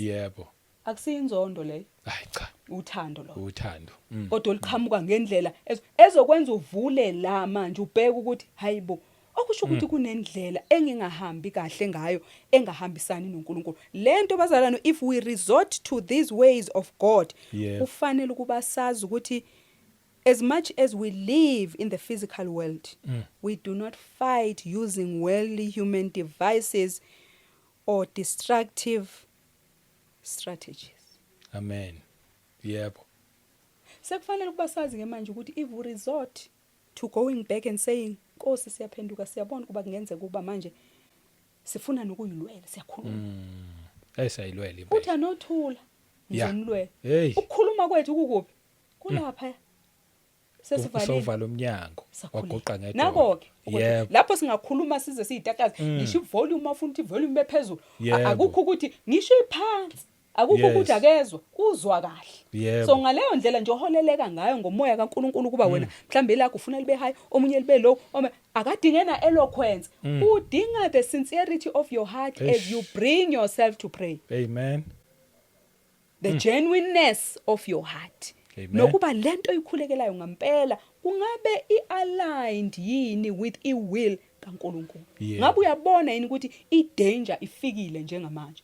Uma ngampela sesizisebenzisa ke lezo zikhali lezo sesibuyela ezikhalini esilwana ngoba liyasho futhi ku book of Ephesians angithi lisho kahle ukuthi asilwi negazi nenyama. Yebo. Silwa against spiritual principalities, yes. spiritual forces, powers of darkness. Yes. Kuleli lizwe. So ke siyolwa kanjani nalezo nama principalities nani ngama placards. Yebo. Samba Sithi stool. singama Straight away. church defenders. Ngiyacela ukuzwakala kahle. Yebo. Akusi ukuba konje kwenziwani kubukelwa phansi ukucabanga kwabantu. Yebo. Kodwa izinto lezi uNkulunkulu athi masihlalisise phansi sihlolisise izinto esizenzayo. Ukuba after sithola iinformation what do we stand up and do? Yebo. Kodwa oqala do we pray now? Because ekukhulekeni kwethu we will be given guidance, Yes. strategies on how to fight.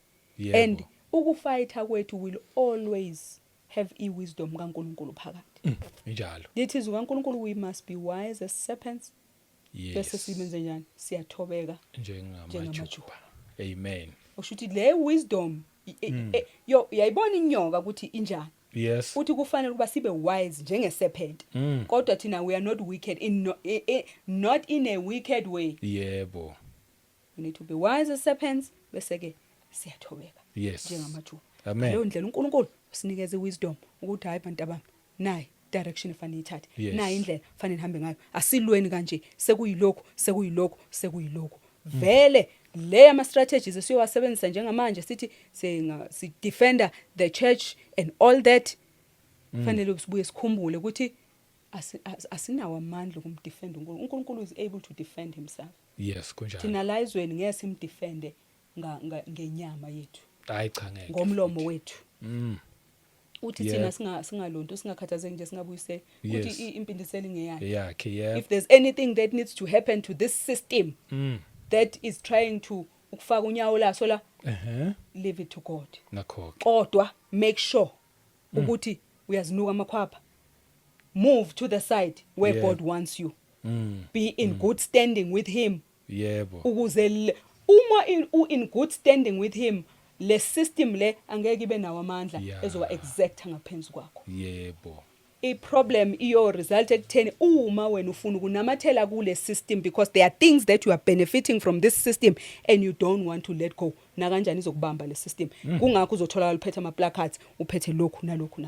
Amen. But wena owaziyo nje ukuthi umbuso kaJesu Kristu akuwona waleli lizwe, you will not be worried even if they say they want to license, they want to regulate, they want to do this and that and that. Amen. So check wena ukuthi njengoba wena ukhuluma noNkulunkulu, are you in good standing with him? Are you operating let's say are you running ibusiness mhlambe yebandla ngokwendlela yokuinstructwa uNkulunkulu nangokwendlela uJesu Kristu athe kufanele kuba lo mbuso uranwe ngawo na? Amen. Is he king kuleyo ndawo na? Is umoya kaNkulunkulu oyingcwele running that place na? Yes. Yakuzwa. Because you wouldn't mind to have a setting whereby awunagama eliregister ku council of churches, Yebo. because that's the only way that they will be able to regulate you. But a normal child of God there, making sure ukuthi he moves or she moves according to the ways of the kingdom, bezihlanganela lapho lithi izwi likaNkulunkulu lapho ababili nabathathu behlangene khona Yes. ngegama lami ngiyawuba khona. Yebo. If we are so worried so much about the walls and all these things nokuthi abantu abezayo abantu abanjani and all that sifuna ukuregulator siregulate ngalolu hlobo lokuthi size sinezincwadi bazalwane izincwadi ezikuthiwa izincwadi zokweshumi lezi incwadi ziyabhala uJanuary to December usisi Nompumelelo ufikile wakunika lokweshumi thiki unemvilophe emhlophe ethize ebhaliwe igama lika sisi Nompumelelo uma ngabe ke waletho kweshumi namhlanje ntambama ungenelwa iSMS uma ufinance lady or ufinance brother ebhizenza lapha nama finances angenelwa imessage usisi Nompumelelo God bless you we received your tithing and what ngeviki elizayo nge weekend ezayo ngosuku lokukhonza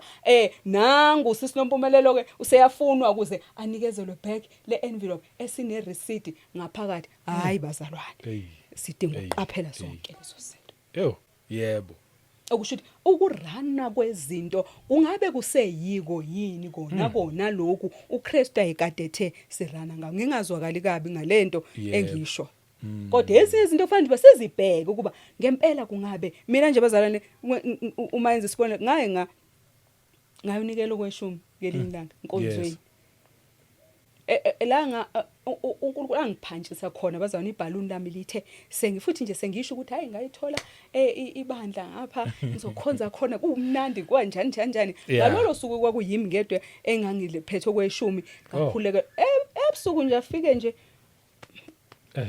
we Nompumelelo ngikubonile ume lapha phambili ngibona ukhulekelwa uphethe nemvilophe emhlophe bekungabe bekwenze njani hayi ngiyamangala manje hawu angekazi kanjani ukuthi uma ngiphethe imvilophe emhlophe sho ukuthi imvilophe emhlophe athi okay ake sibeke eceleni indaba yemvilophe manje njengoba uthole loyami ukhulekelwe wena kuphela obufanelwe ukubusiswa ngenxa ukuba wena bewulethe okweshumi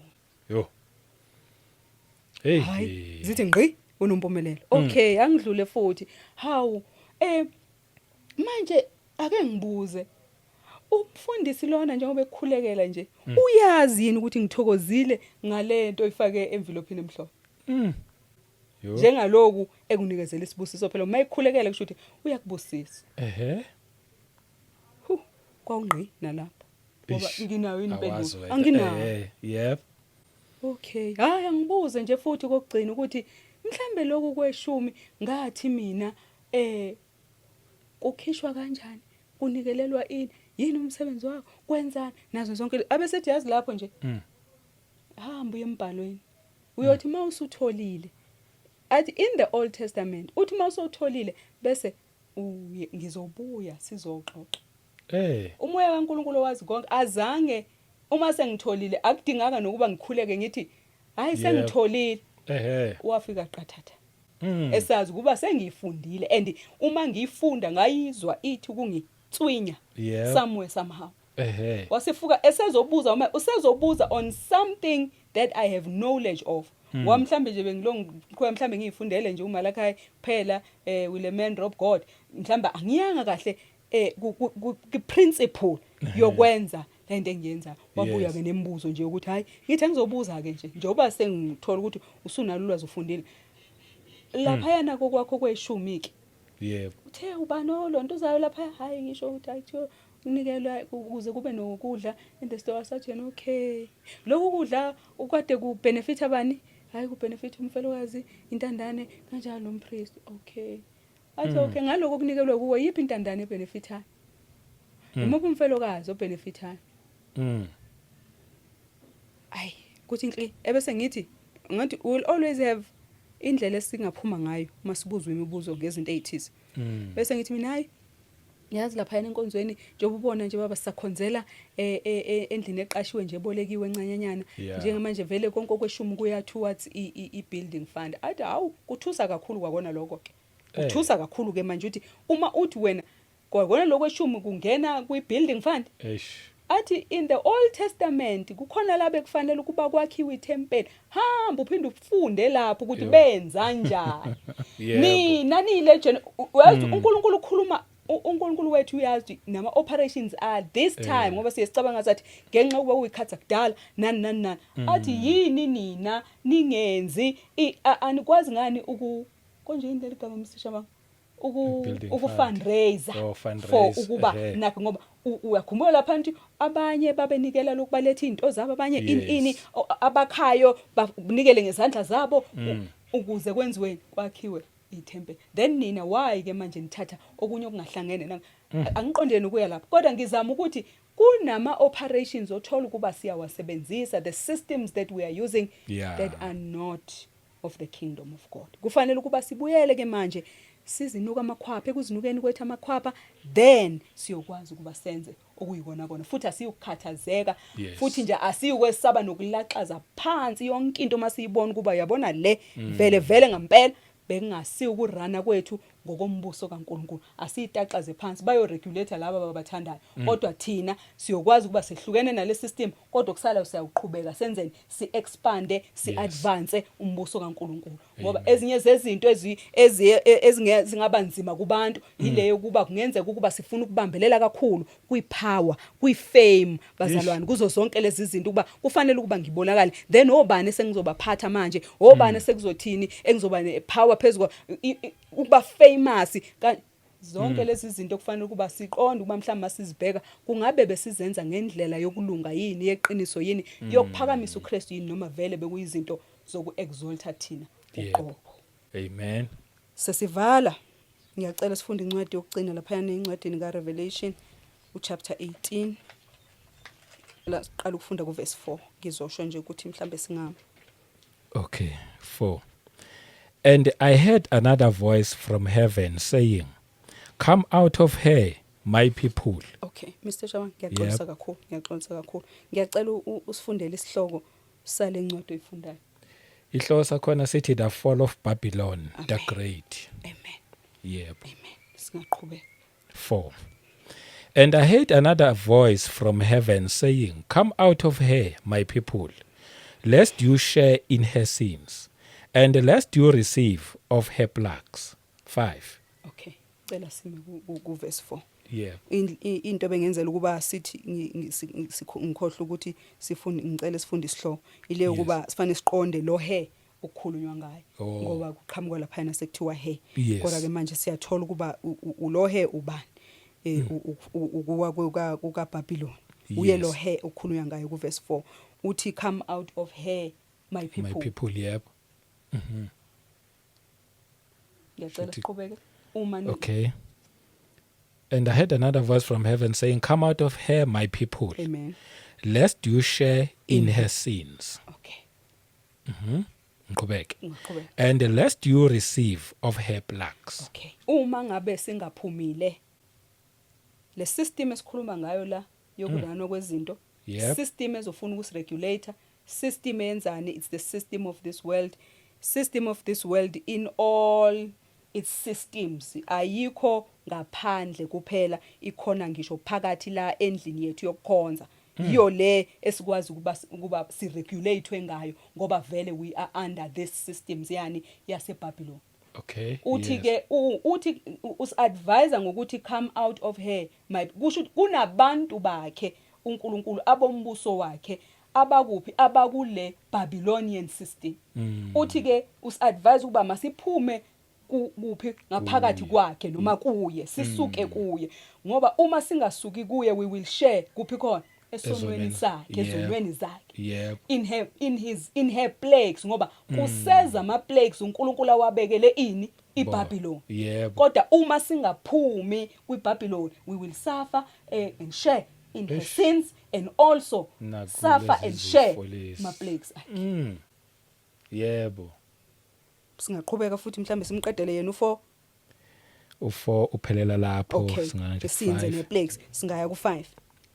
For her sins have reached to heaven. Amen. And God has remembered her iniquities. Amen. Amen. Izono zakhe uBabylon sezifikile kuNkulunkulu futhi kade zifikile. And kanjalo futhi lithi and God has remembered her iniquities. Akhumbula ama iniquities eBabylon. Yes. Ngoba akusiyo phela qala namhlanje. It has been the system that has been there for ages. impela. okudinga ukuba umntwana kaNkuluNkulu aqaphele ke manje ofundayo khona lalisho khona izwi leNkulunkulu ofundayo makaqaphele. Yebo. Singaqhubeka.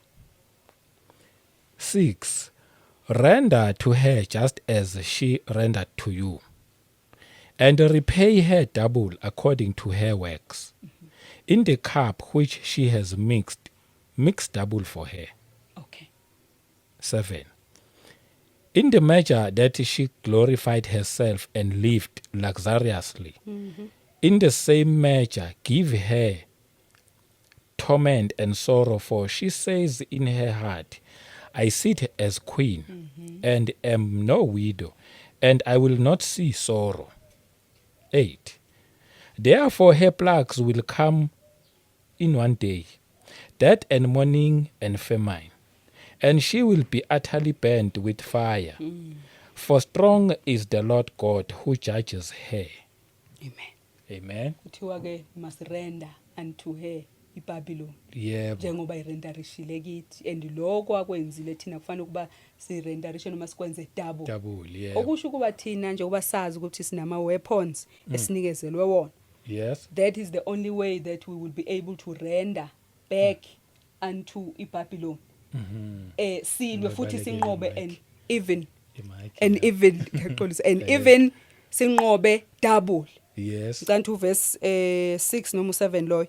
7 lo render. Yes, ake ngiyifunde nje. In the measure that she glorified herself and lived luxuriously, in the same measure give her torment and sorrow. For she says in her heart, I sit as queen and am no widow, and I will not see sorrow. Yebo. No, not so. Okay. Ngiyacela nje ngoba vele sesiyaqeda ngale ngicela silifunde ngesikhathi ulifunda nami ngilifunde ngelontusana ngapha. Okay. Amen. Ngiyacela ukuthi siqale phansi nje sifunde uverse 4 Mr. Okay. Shaba. Nami ngizofunda uverse 4 la. 4. And I heard another voice from heaven saying, Come out of her, my people, lest you share in her sins, and lest you receive of her plagues. Amen. Yeah. Amplified version la uverse 4 Revelation 18 Yes. uthi and I heard another voice from heaven saying, Come out of her, my people, so that you will not be a partner in her sins and receive her plagues. Verse 4. Amen. Yebo. Ngiye ku 5. 5. For her sins have reached in heaven, and God has remembered. Okay, for her sins has reached to heaven, and God has remembered her iniquities. Amen. Siyabonga. Verse 5. For her sins zama ukuchazwa ke lezi zono, her crimes, her transgressions have piled up as high as heaven. Ukushuthi lobu bubi bakhe, Yes. lama crimes, lama transgressions, lezi zono zakhe, they've piled up as high as heaven, and God has remembered. Amen. Njoba lisho ukuthi God uNkulunkulu has remembered her iniquity. Yebo. Lapho. Right. Cela sifunde verse 6. Render to her just as she rendered to you, and repay her double according to her works. In the cup which she has mix double for her. Amen. Amen. Verse 6 konje. Yes, 6. Repay to her even as she has repaid others, and pay back to her double her torment. Because kahle we have been tormented by a Babylonian system. Yeah. So uNkulunkulu ukuthi repay to her even as she has repaid others, and pay back to her double her torment in accordance with what she has done in the cup of sin and suffering which she mix a double portion of perfect justice for her. Yebo. Okusho ukuba thina siyawungena silwe ngalezi ikhali kufanele kuba silwe ngazo, siyawudablisha njengoba kade simixele le cup yakhe yesono nokusafarisha ayimixile thina ke sesidinga ukumixa a double portion yani ke manje ye perfect justice for her ngoba kahle uNkulunkulu ojaja ngeqiniso. So ke uyosebenzisa thina kuba masimixele ke lenkomishi ke manje double yani ye perfect justice for ubani, for uBabylon. Verse 7. In the measure that she glorified herself and lived luxuriously, in the same measure give her torment and sorrow. For she says in her heart, I sit as queen, and am no widow, and will not see sorrow. Amen. Amen. Amen. Izoba yindenyana ke nje la Nkosi. Verse 7. To the degree that she glorified herself and revealed and gloated in her sensuality, meaning uBabylon was living deliciously and luxuriously. Amen. Kule degree ke aziphakamise ngayo, aziglorifye ngayo uBabylon, waziveza futhi uglota ukroloda. Yebo. Gloated in her sensuality living, kusho ukuthi phila deliciously and luxuriously to that same degree. Yebo. Kuthiwa masi impose on her on her torment and anguish and mourning and grief for kuthina ke masenze njani ke manje to that same degree. Makube ne torment, kube ne anguish, me mourning ne grief, ngoba yena enhlizweni yakhe uBabylon uya boaster uthi ngihleli njenge queen kuphi esihlalweni kwi throne, uthi uyabusa ngithi. Yes, uthi and I am not a widow and will never ever see mourning or experience grief. Kodwa akazi ukuba uNkulunkulu uza kumbonisa lokho, ukuba uza ukwazi ukuba enze njani amone experience ini igrief. Kodwa udinga thina kuNkulunkulu ukuba masimrepair back. Amen. Masithathe izikhali zethu sibuyele kwiposition uNkulunkulu asifuna sikuyona ukuze sokwazi ukunqoba against ubani uBabylon. But angeke sikwazi ukunqoba if sisafuna izinto zaseBabylon. Uma sisafuna ama systems zaseBabylon, siyawabona ukuthi they are working against us. Kodwa ngenxa yokuba sizwa ngathi uma sihamba ngawo we are living deliciously, luxuriously, yiloka kwenza uvelo mubi uqhamukisa izinto zakhe ngathi izinto ezinhle ezithandekayo zisenza sibe ne comfortability, siphile kamnandi la ezweni, kanti idanger kithina leyo. Uthi uNkulunkulu masimphe repair double, lahla laxaza phuma mshiye ukuze ungeze ukusafarisha kuphi ezoneni zakhe nakuma plagues akhe. Yebo. 8. Therefore her plagues will come in one day, death and mourning and famine, and she will be utterly burned with fire, for strong is the Lord God who judges her. Amen. Amen. Verse 8 ngapha uthi for this reason in a single day, in just one day, ama plagues aseBabylon noma abhekene neBabylon okungama afflictions, calamities ayeza usho uNkulunkulu uthi they will come. Uthi pestilence and mourning and famine, and she will be burned up with fire. Yebo. And completely consumed. Kuyawuqedwa ngaye. Yebo. uNkulunkulu ungumlilo oqothulayo. Yes. Uyawuqedwa ngaye ubani uBabylon. Uthi for strong and powerful is the Lord God who judges her. uNkulunkulu wethu ustrong futhi uNkulunkulu onamandla o powerful. uNkulunkulu owenze njani? Ojaja ubani uBabylon. So ke in that if mangasibona ukuthi in just a single day ama plagues, ama afflictions nama calamities ayawufola on top of iBabylon. Okusho kuba uma singaphumi thina eBabylon in that one single day, lawo ma plagues, lawo ma afflictions, lawo ma calamities, they will also come upon us. Yes. If singaphumi, that is why we are encouraged ngaso sonke isikhathi, come out of her my people, come out of her my children. Uma sifisa ukwazeka njengabantu abangama true ambassadors and true representatives of the kingdom of God, we need to come out of this Babylonian system so that it will not be able to dictate unto us ukuba simkhonza kanjani uNkulunkulu, nokuthi uNkulunkulu wethu embusweni wakhe ucommunicate kanjani nabantwana bakhe, uChristu operate kanjani kithini, umoya kaNkulunkulu operate kanjani. Ake ukwazi uma senzeni siphume kuye. Kodwa uma singaphumi kuye ngampela, uyabona ukuthi noma sesithi siyalwa sesikhohlwa kuba kulombuso sinikezelwe lezi usinikeza zakhe vele indlela zokulwa ubani uQueen lo waseBabylon. Oh, ngoba ufuna ukuba nje indlela yethu kube indlela yokwelahleka, yokweduka, yokungabi nalwazi, phuphuthekisa amehlo ethu. Sikhona embusweni kaNkuluNkulu, sithi singabantwana bakaNkuluNkulu abahamba ngeqiniso, ngezindlela nangezimiso zika Jesu Kristu. amen. Only to find out ukuthi sintshontshiwe, sebiwe. Ngakho ke manje isikhathi sokuzinuka, ngiye ngathi mangiqala ngathi kufanele nje kuba njengamanje siyazinuka amakhwapha. Are we still in the faith? Yebo. Siqale kahle, samukela uJesu Kristu, Yeah. kodwa sase sinikezwe izinto nje ezizosidondobalisa nje, ezizosikhamfatha nje, ezizosenza ukuba sicabanga ukuthi uNkulunkulu wethu ubonakala ngezimoto ezinkulu, ubonakala ngemizi emikhulu, ubonakala ngemshado ukuthi masigqokile sifanisane kube njeyana. Sitshela ukuthi konke lokho kusahambisana noNkulunkulu.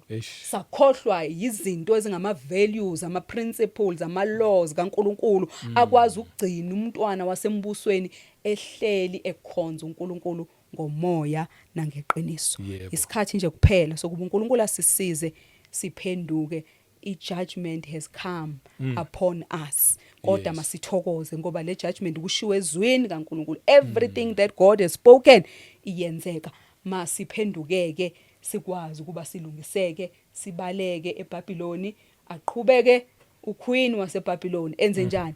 Arane noma aphathe lokhu ongokwakhe. Thina angakwazi ukusiphatha nokuba asilicense nakho konke lokho. Okwethu sikhumbule akusikona lokho kukhanali, akusikona lokho kwasenyameni, kodwa kwethu nje uheavenly, okwethu nje kuspiritual, okwethu futhi kunamandla kakhulu. Sinikezela idominion neauthority, singesabi. Uthi uma ngabe sesaba kanjalo naye uyawuba nokwesaba ke ngathi. Uma ngabe simdinaya nathi uyawusidinaya. Uma sesaba sho ukuthi siyamdinaya. Kanjalo nathi uyasidinaya. Masinamahloni nje ngaye naye futhi uyawuba namahloni ngathi. Amen. Amen. Yo. Hayi wasilethela impela i-message nje iyezwakala futhi imnandi, straightforward. Amen. Kwabanye ivele njengoba ushilo wathi kungenzeka ingehli kahle, but idinga nje indlebe zokuthi umuntu ezwe. Yebo idinga indlebe kamoya. So siyambonga nje uMoya oNgcwele ngokuthi akuthume uzothi kusibuyisa endleleni. Yazi bengithi ngizokubuza but wavele waphendula ukuthi sikuyona yini i-judgment. Amen. Cha, ngempela futhi njengoba nje ulifundile izwi lapha yami uthe u1 Peter uchapter 4 impela uchapter 4 akusu chapter 5 chapter 4 verse 17. Yes ngiyaxolisa ngicela ukuthi nje amen. Ukhulumile nje futhi ukhuluma kahle kakhulu but nje just kancane ngiya-add nje kancane ithi u17 for the time has come for judgment to begin at the house of God, and if it begins with us first, amen, ngime nje lapho iyaqhubeka bese isiya ke kulaba bezweke. Iyoqala kuphi? La endlini kaNkulunkulu. Yazi uma ulifunda lelizwi abanye abantu bangalifunda bacabanga ukuthi i-judgment eseza engathi isesendleleni iseza mhlambe ngale kwethu na that judgment kula iyokwenzeka khona. Kanti cha, this judgment already right now sesivele sangena sikuyona. Mhlambe the question enye nje ke ethi sisesijajwe kangaka thina ke senzeni. Uyiqale kahle, ukhulumile nje konke nje kuhambe kahle. Okunye kwakho engifuna nje ukubalula yilento yokuthi uthi ugovernment thina sifike sithi uNkulunkulu uthe amen siqamba amanga. Amen. Cela sekuJeremiah 23 siyayivala. Amen. Yebo. Uverse ngo28. Ezinye zezinto angithi yilokho kuphela. Ezinye zezinto ukhulumile okunye kwa lukhungana amasonto aregistiwe lapha kuma Council of Churches nani. But ezinye zezinto la ku verse 28 lithi the prophet who has a dream, let him tell a dream. Onephupho akhulume lelo phupho. Amen. Singanezezeli khuluma nje lokho mali ngekho futhi iphupho ungakhulumi. Bese liyaqhubeka lithi and he who has my word, let him speak my word faithfully. Ngime nje kulawo la yini ezinye zezinto siyithola sesikule judgment thina esiphathisiwe si-add sikuphophile, Amen. si-add izinto sithi uNkulunkulu uthe Engashongo. namhlanje sesojajwa yini izwe ngenxa yethu siyazi singaba blame nathi kufanele sibheke futhi wafundile amavesi athi masi-examine thina ukuthi thina silahle kuphi angeke ngiyochazekela uverse 1 lelo nje ngeke ngizolifunda kuphela khona la kuJeremiah 23 uverse 1 ithi woe lakimi ithi woe to the shepherds who destroy and scatter the sheep of my pasture, says the Lord. Futhi angifunda verse 2. Therefore thus says the Lord God of Israel against the shepherds who feed my people. You have scattered my flock, driven them away, and not attended to them. Behold, I will attend to you for the evil of your doings, says the Lord. Sikuleo judgment. I will attend to you. Angichazile. Uyichazi mina ngicela ukuthi fahla fahla. Kulungile fahla fahla. So njengoba lisitshela lana izwi ukuthi uNkulunkulu uthi woe to the shepherds, the leaders, the rulers who are destroying and scattering the sheep of my pasture. Kukhulunywa ngama leaders in the kingdom of God la. Kusho yena uNkulunkulu. In regards to the shepherds who care for and feed my people, you have scattered my flock and driven them away and have not attended to them. Ngani ngama practices esiwenzayo ngezinto mhlambe esicindezela abantu ngazo ngokuphuma ezindleleni zikaNkulunkulu athe izinto kufanele ukuba endlini yakhe zirane ngayo then thina senzani sasketterisha the flock and we drove them away and have not attended to them. Uthi I am about to visit and attend to you. The time has come. The Lord is visiting us, attending to us for our evil deeds, says the Lord. And each judgment phela will never come upon a person umengazange enze okungalunganga. So njengoba izwe nje lizosijaja singaphakathi kwesystem yalo yingoba vele thina we conformed unto izinto zezwe futhi mhlambe saze satholakala ububi bethu buze bu exceeda obezwe nakho ke ngoba we've adopted izinto kwesisikhathi uyayuzwe nje nakuma social media jokingly so ngoba abantu bane creativity ukuthi we kukhona instance la usathane yothi nje aphakamisa izandla lathi uyabona ke le I had nothing to do with this okusho kuba ama deeds wakho they exceeded ama deeds omubi ngoba isikhathi esiningi kufanele kuba sikhuleke kuNkulunkulu kuba akasinqobele lo muntu wethu inyama yethu bese sinqobela ubani the evil one uSathane ngoba kokunye kwezinto eziningi sishaywa yilo muntu wethu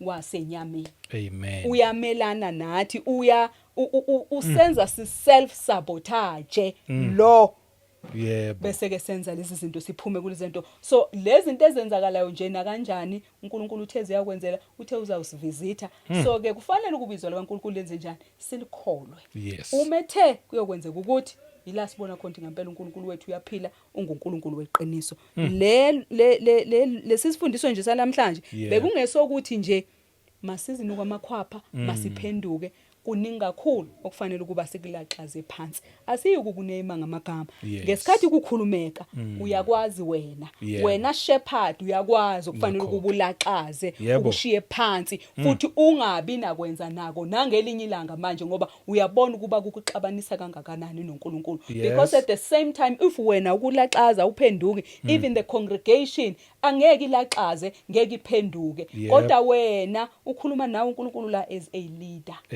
Nalempi vele kuthiwani ku license wabani the leaders ngoba wena leader wena ofundisayo lana wena oletha izindaba uthi wena uNkulunkulu uthi wena oletha izwi ukuthi uNkulunkulu uthi ngezwi lakhe wena oprofetayo wena obona imbono wena ophuphayo bese thina sizwa usisinompumelelo uthi uphuphe lokhu ubone lo mbono othi uNkulunkulu uthi hey siyezwini ngabe so ke sekufanele uba uphinde ubuye wena uzothi bantwana bakaNkuluNkulu uyazi ukuthi uNkulunkulu lapha yana wayengashongo ekwakukuthi nganezezela washo nje la wagcina la kodwa ngenxa yokuba sifisa ukuba mhlawumbe kuzwakala ngathi kuzwakala kamnanjana sekufanele ukuthi sithi ukueda sithi ukumnonga inkosi nje mayisisize umyalezo wanamhlanje nje ukuba uNkulunkulu uthi masirepente into ye licensing nani ifikile angeke ishintshe angeke reverse kodwa kwethu thina sisengashintsha sisengaguqula yonke indlela esihamba ngayo sigijimele sayidini uNkulunkulu asidinga sikulona uNkulunkulu ufuna sihambe ngokwe gospel kaJesus Christ enganongiwe izimfundiso sika Jesu Kristu sigcine imiyalelo kaNkulunkulu sihambe sibe ngabantwana bokukhanya bokulunga amen. Instead of fighting them back, amen, let us repent. We will not win. Otherwise we will not win. Amen. Siseselapho nje ongakamthatha uJesu abe inkosi nomsindisi isikhathi lesi nawe you can repent because uhlele ezonweni ngaphandle kaJesu Kristu. And uma uhlele ezonweni kohamba khambe kufika isikhathi sejudgment nakuwena. So nje thatha uJesu abe inkosi nomsindisi umkholwe uzobona azokwenzela khona. Yilokho nje mina engakusho sabonga nje usesimpumela awusekhulumile ngiyambonga nje kakhulu umoya ongcwele kamnandi futhi konke futhi biblically kusezwini bengesindaba yokuthi sohlala la and then sikhulume nje sipointe nje sikhanda idebate this one cha sibiza abantu senze konke iyabona yonke leyo lena nje bengesindaba yedebate le eyokuthi uzwe ulalele and then uguqe ngedolo uthi baba ngiyaxolisa kanjalo sizoyiwina lempi. Other than that asikhohle abazakho kugcina mhlambe nama contact mangabe kulukile. Amen. Yebo. Siyabonga kakhulu Mr Shabangu siyayibonga inkosi siyambonga uNkulunkulu esinikezele lethuba abazalwane. Amazwi nje amokugcina awekho amanye ngaphandle kokuthi siyalungisiswa. Yes. Silungiselelwa ukuba uma indodana yomuntu ibuya isithole sikulungele ukuba sibe ngumakoti ongenasici. Yes. Ekulungisisweni kwethu kuyoba khona la kuyoba nezilonda khona kuyoba buhlungu sixebuke kube khona la kuyoba muncwana khona kube khona la kuyonyukela khona kube nzinyana bazalwane. Yebo. Ekuvaleni kwami ngifisa ukuthi isikhathi esiphila kusona njengamanje kusicacele sonke ukuthi sisesikhathini la uSathane ethi ngifuna ukuba bayizwe iphintshe. So iphintshe siyizwa from all four corners of the world, the north, the south, the east and the west. Wonke umzalwane njengamanje ufila iphintshe ngendlela eyisimanga. uSathane wenza show ukuba asinako ukuphumula ngaleso sikhathi wenzela abazalwane kuba sibe distracted to a level of giving up usenza sibe distracted to a level yokuba sihlale exhausted sihluleke ngisho ukukhuleka. Ngiyaku encourage ngizi-encourage mina ngiki-encourage nawe masingavumi ukwenze njalo ngikukhulekele ukuba sime sikhuleke singaphezi zonke izimpi esibhekene nazo thina la ezweni lasemhlabeni eziza ngombuso obumnyama siyozinqoba ngani ngokuba sihlale kuKristu asigcwalise usuku nosuku umoya kaNkuluNkulu oyingcwele asiyalele kuba sikhuleke kanjani sikhuleke singaphezi njengaloku izwi likaNkuluNkulu lisho. At the same time masikuqaphele ukuxwayiswa nguNkulunkulu. Ngivale ngevesi esiqale ngalo watch and pray so that you do not enter into temptation.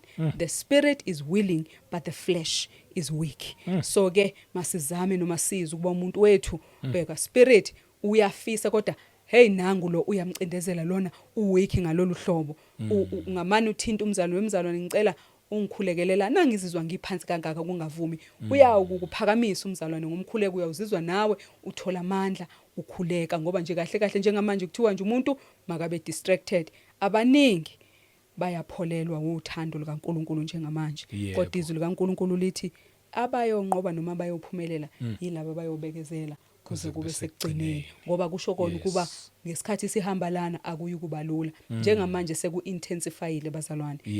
Ngicabanga ngihlala ngikusho lo sekunzima kuhlukile kunakuqala bazalwane ngakho ke nathi istrategy sethu naso masibe esine impact bazalwane nathi silo njengoba kuthiwa we must repay him size simrepay double masenze njalo kodwa ke bazalwane siyokwenza kuphi lokho in the secret place. Yebo. Siyokwenza kuphi lokho ekufaseni inkalo sishiye phansi izitsha ke sibalekele sithi ukungena kwi fasting and praying siphinde siphume siqhubekile sikhuleka on a Yes. daily basis ngoba lithe we must pray without ceasing. Inkosi yomusa inibusise. Amen. Amen. Nama-contact. Ama-contact kaSisinompumelelo mangibike ke bazalwane ukuthi hayi sekwahambe kwaze kwalunga njengoba ngangishilo ukuthi inamba yami le ewumain number ike yaphazamiseka nje isikhathi eside kodwa bazalwane ngomusa ke kaNkuluNkulu konke sekulungile. Inamba yami nje ibuyile u078 u098 7068 uyasebenza nje ngiyatholakala nge-call nge-SMS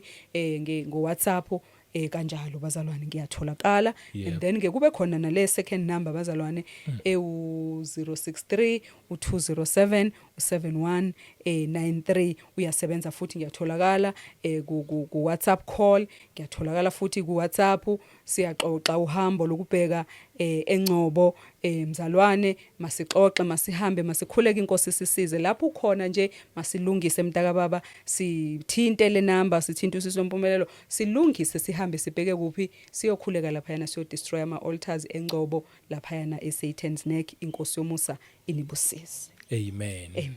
Amen. Hayi sibonga kakhulu. Inkosi ayilokho iqhubeka nje ilokho ikusebenzisa kahle ngendlela ekusebenzisa ngakhona. Siyabonga kakhulu. Ngiyakhohle abazalwane to support again nako. Amen. Niyazi ke nina abazalwane usewashilo nama contact akhe. Amen. Nomthinta khona. Uya-inboxa nje sixoxe yonke indaba. Yeah. Amen.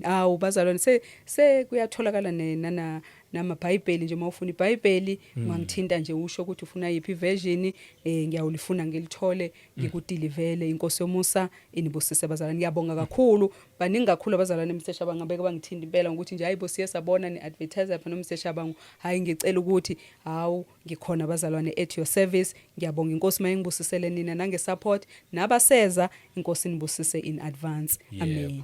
Siyabonga.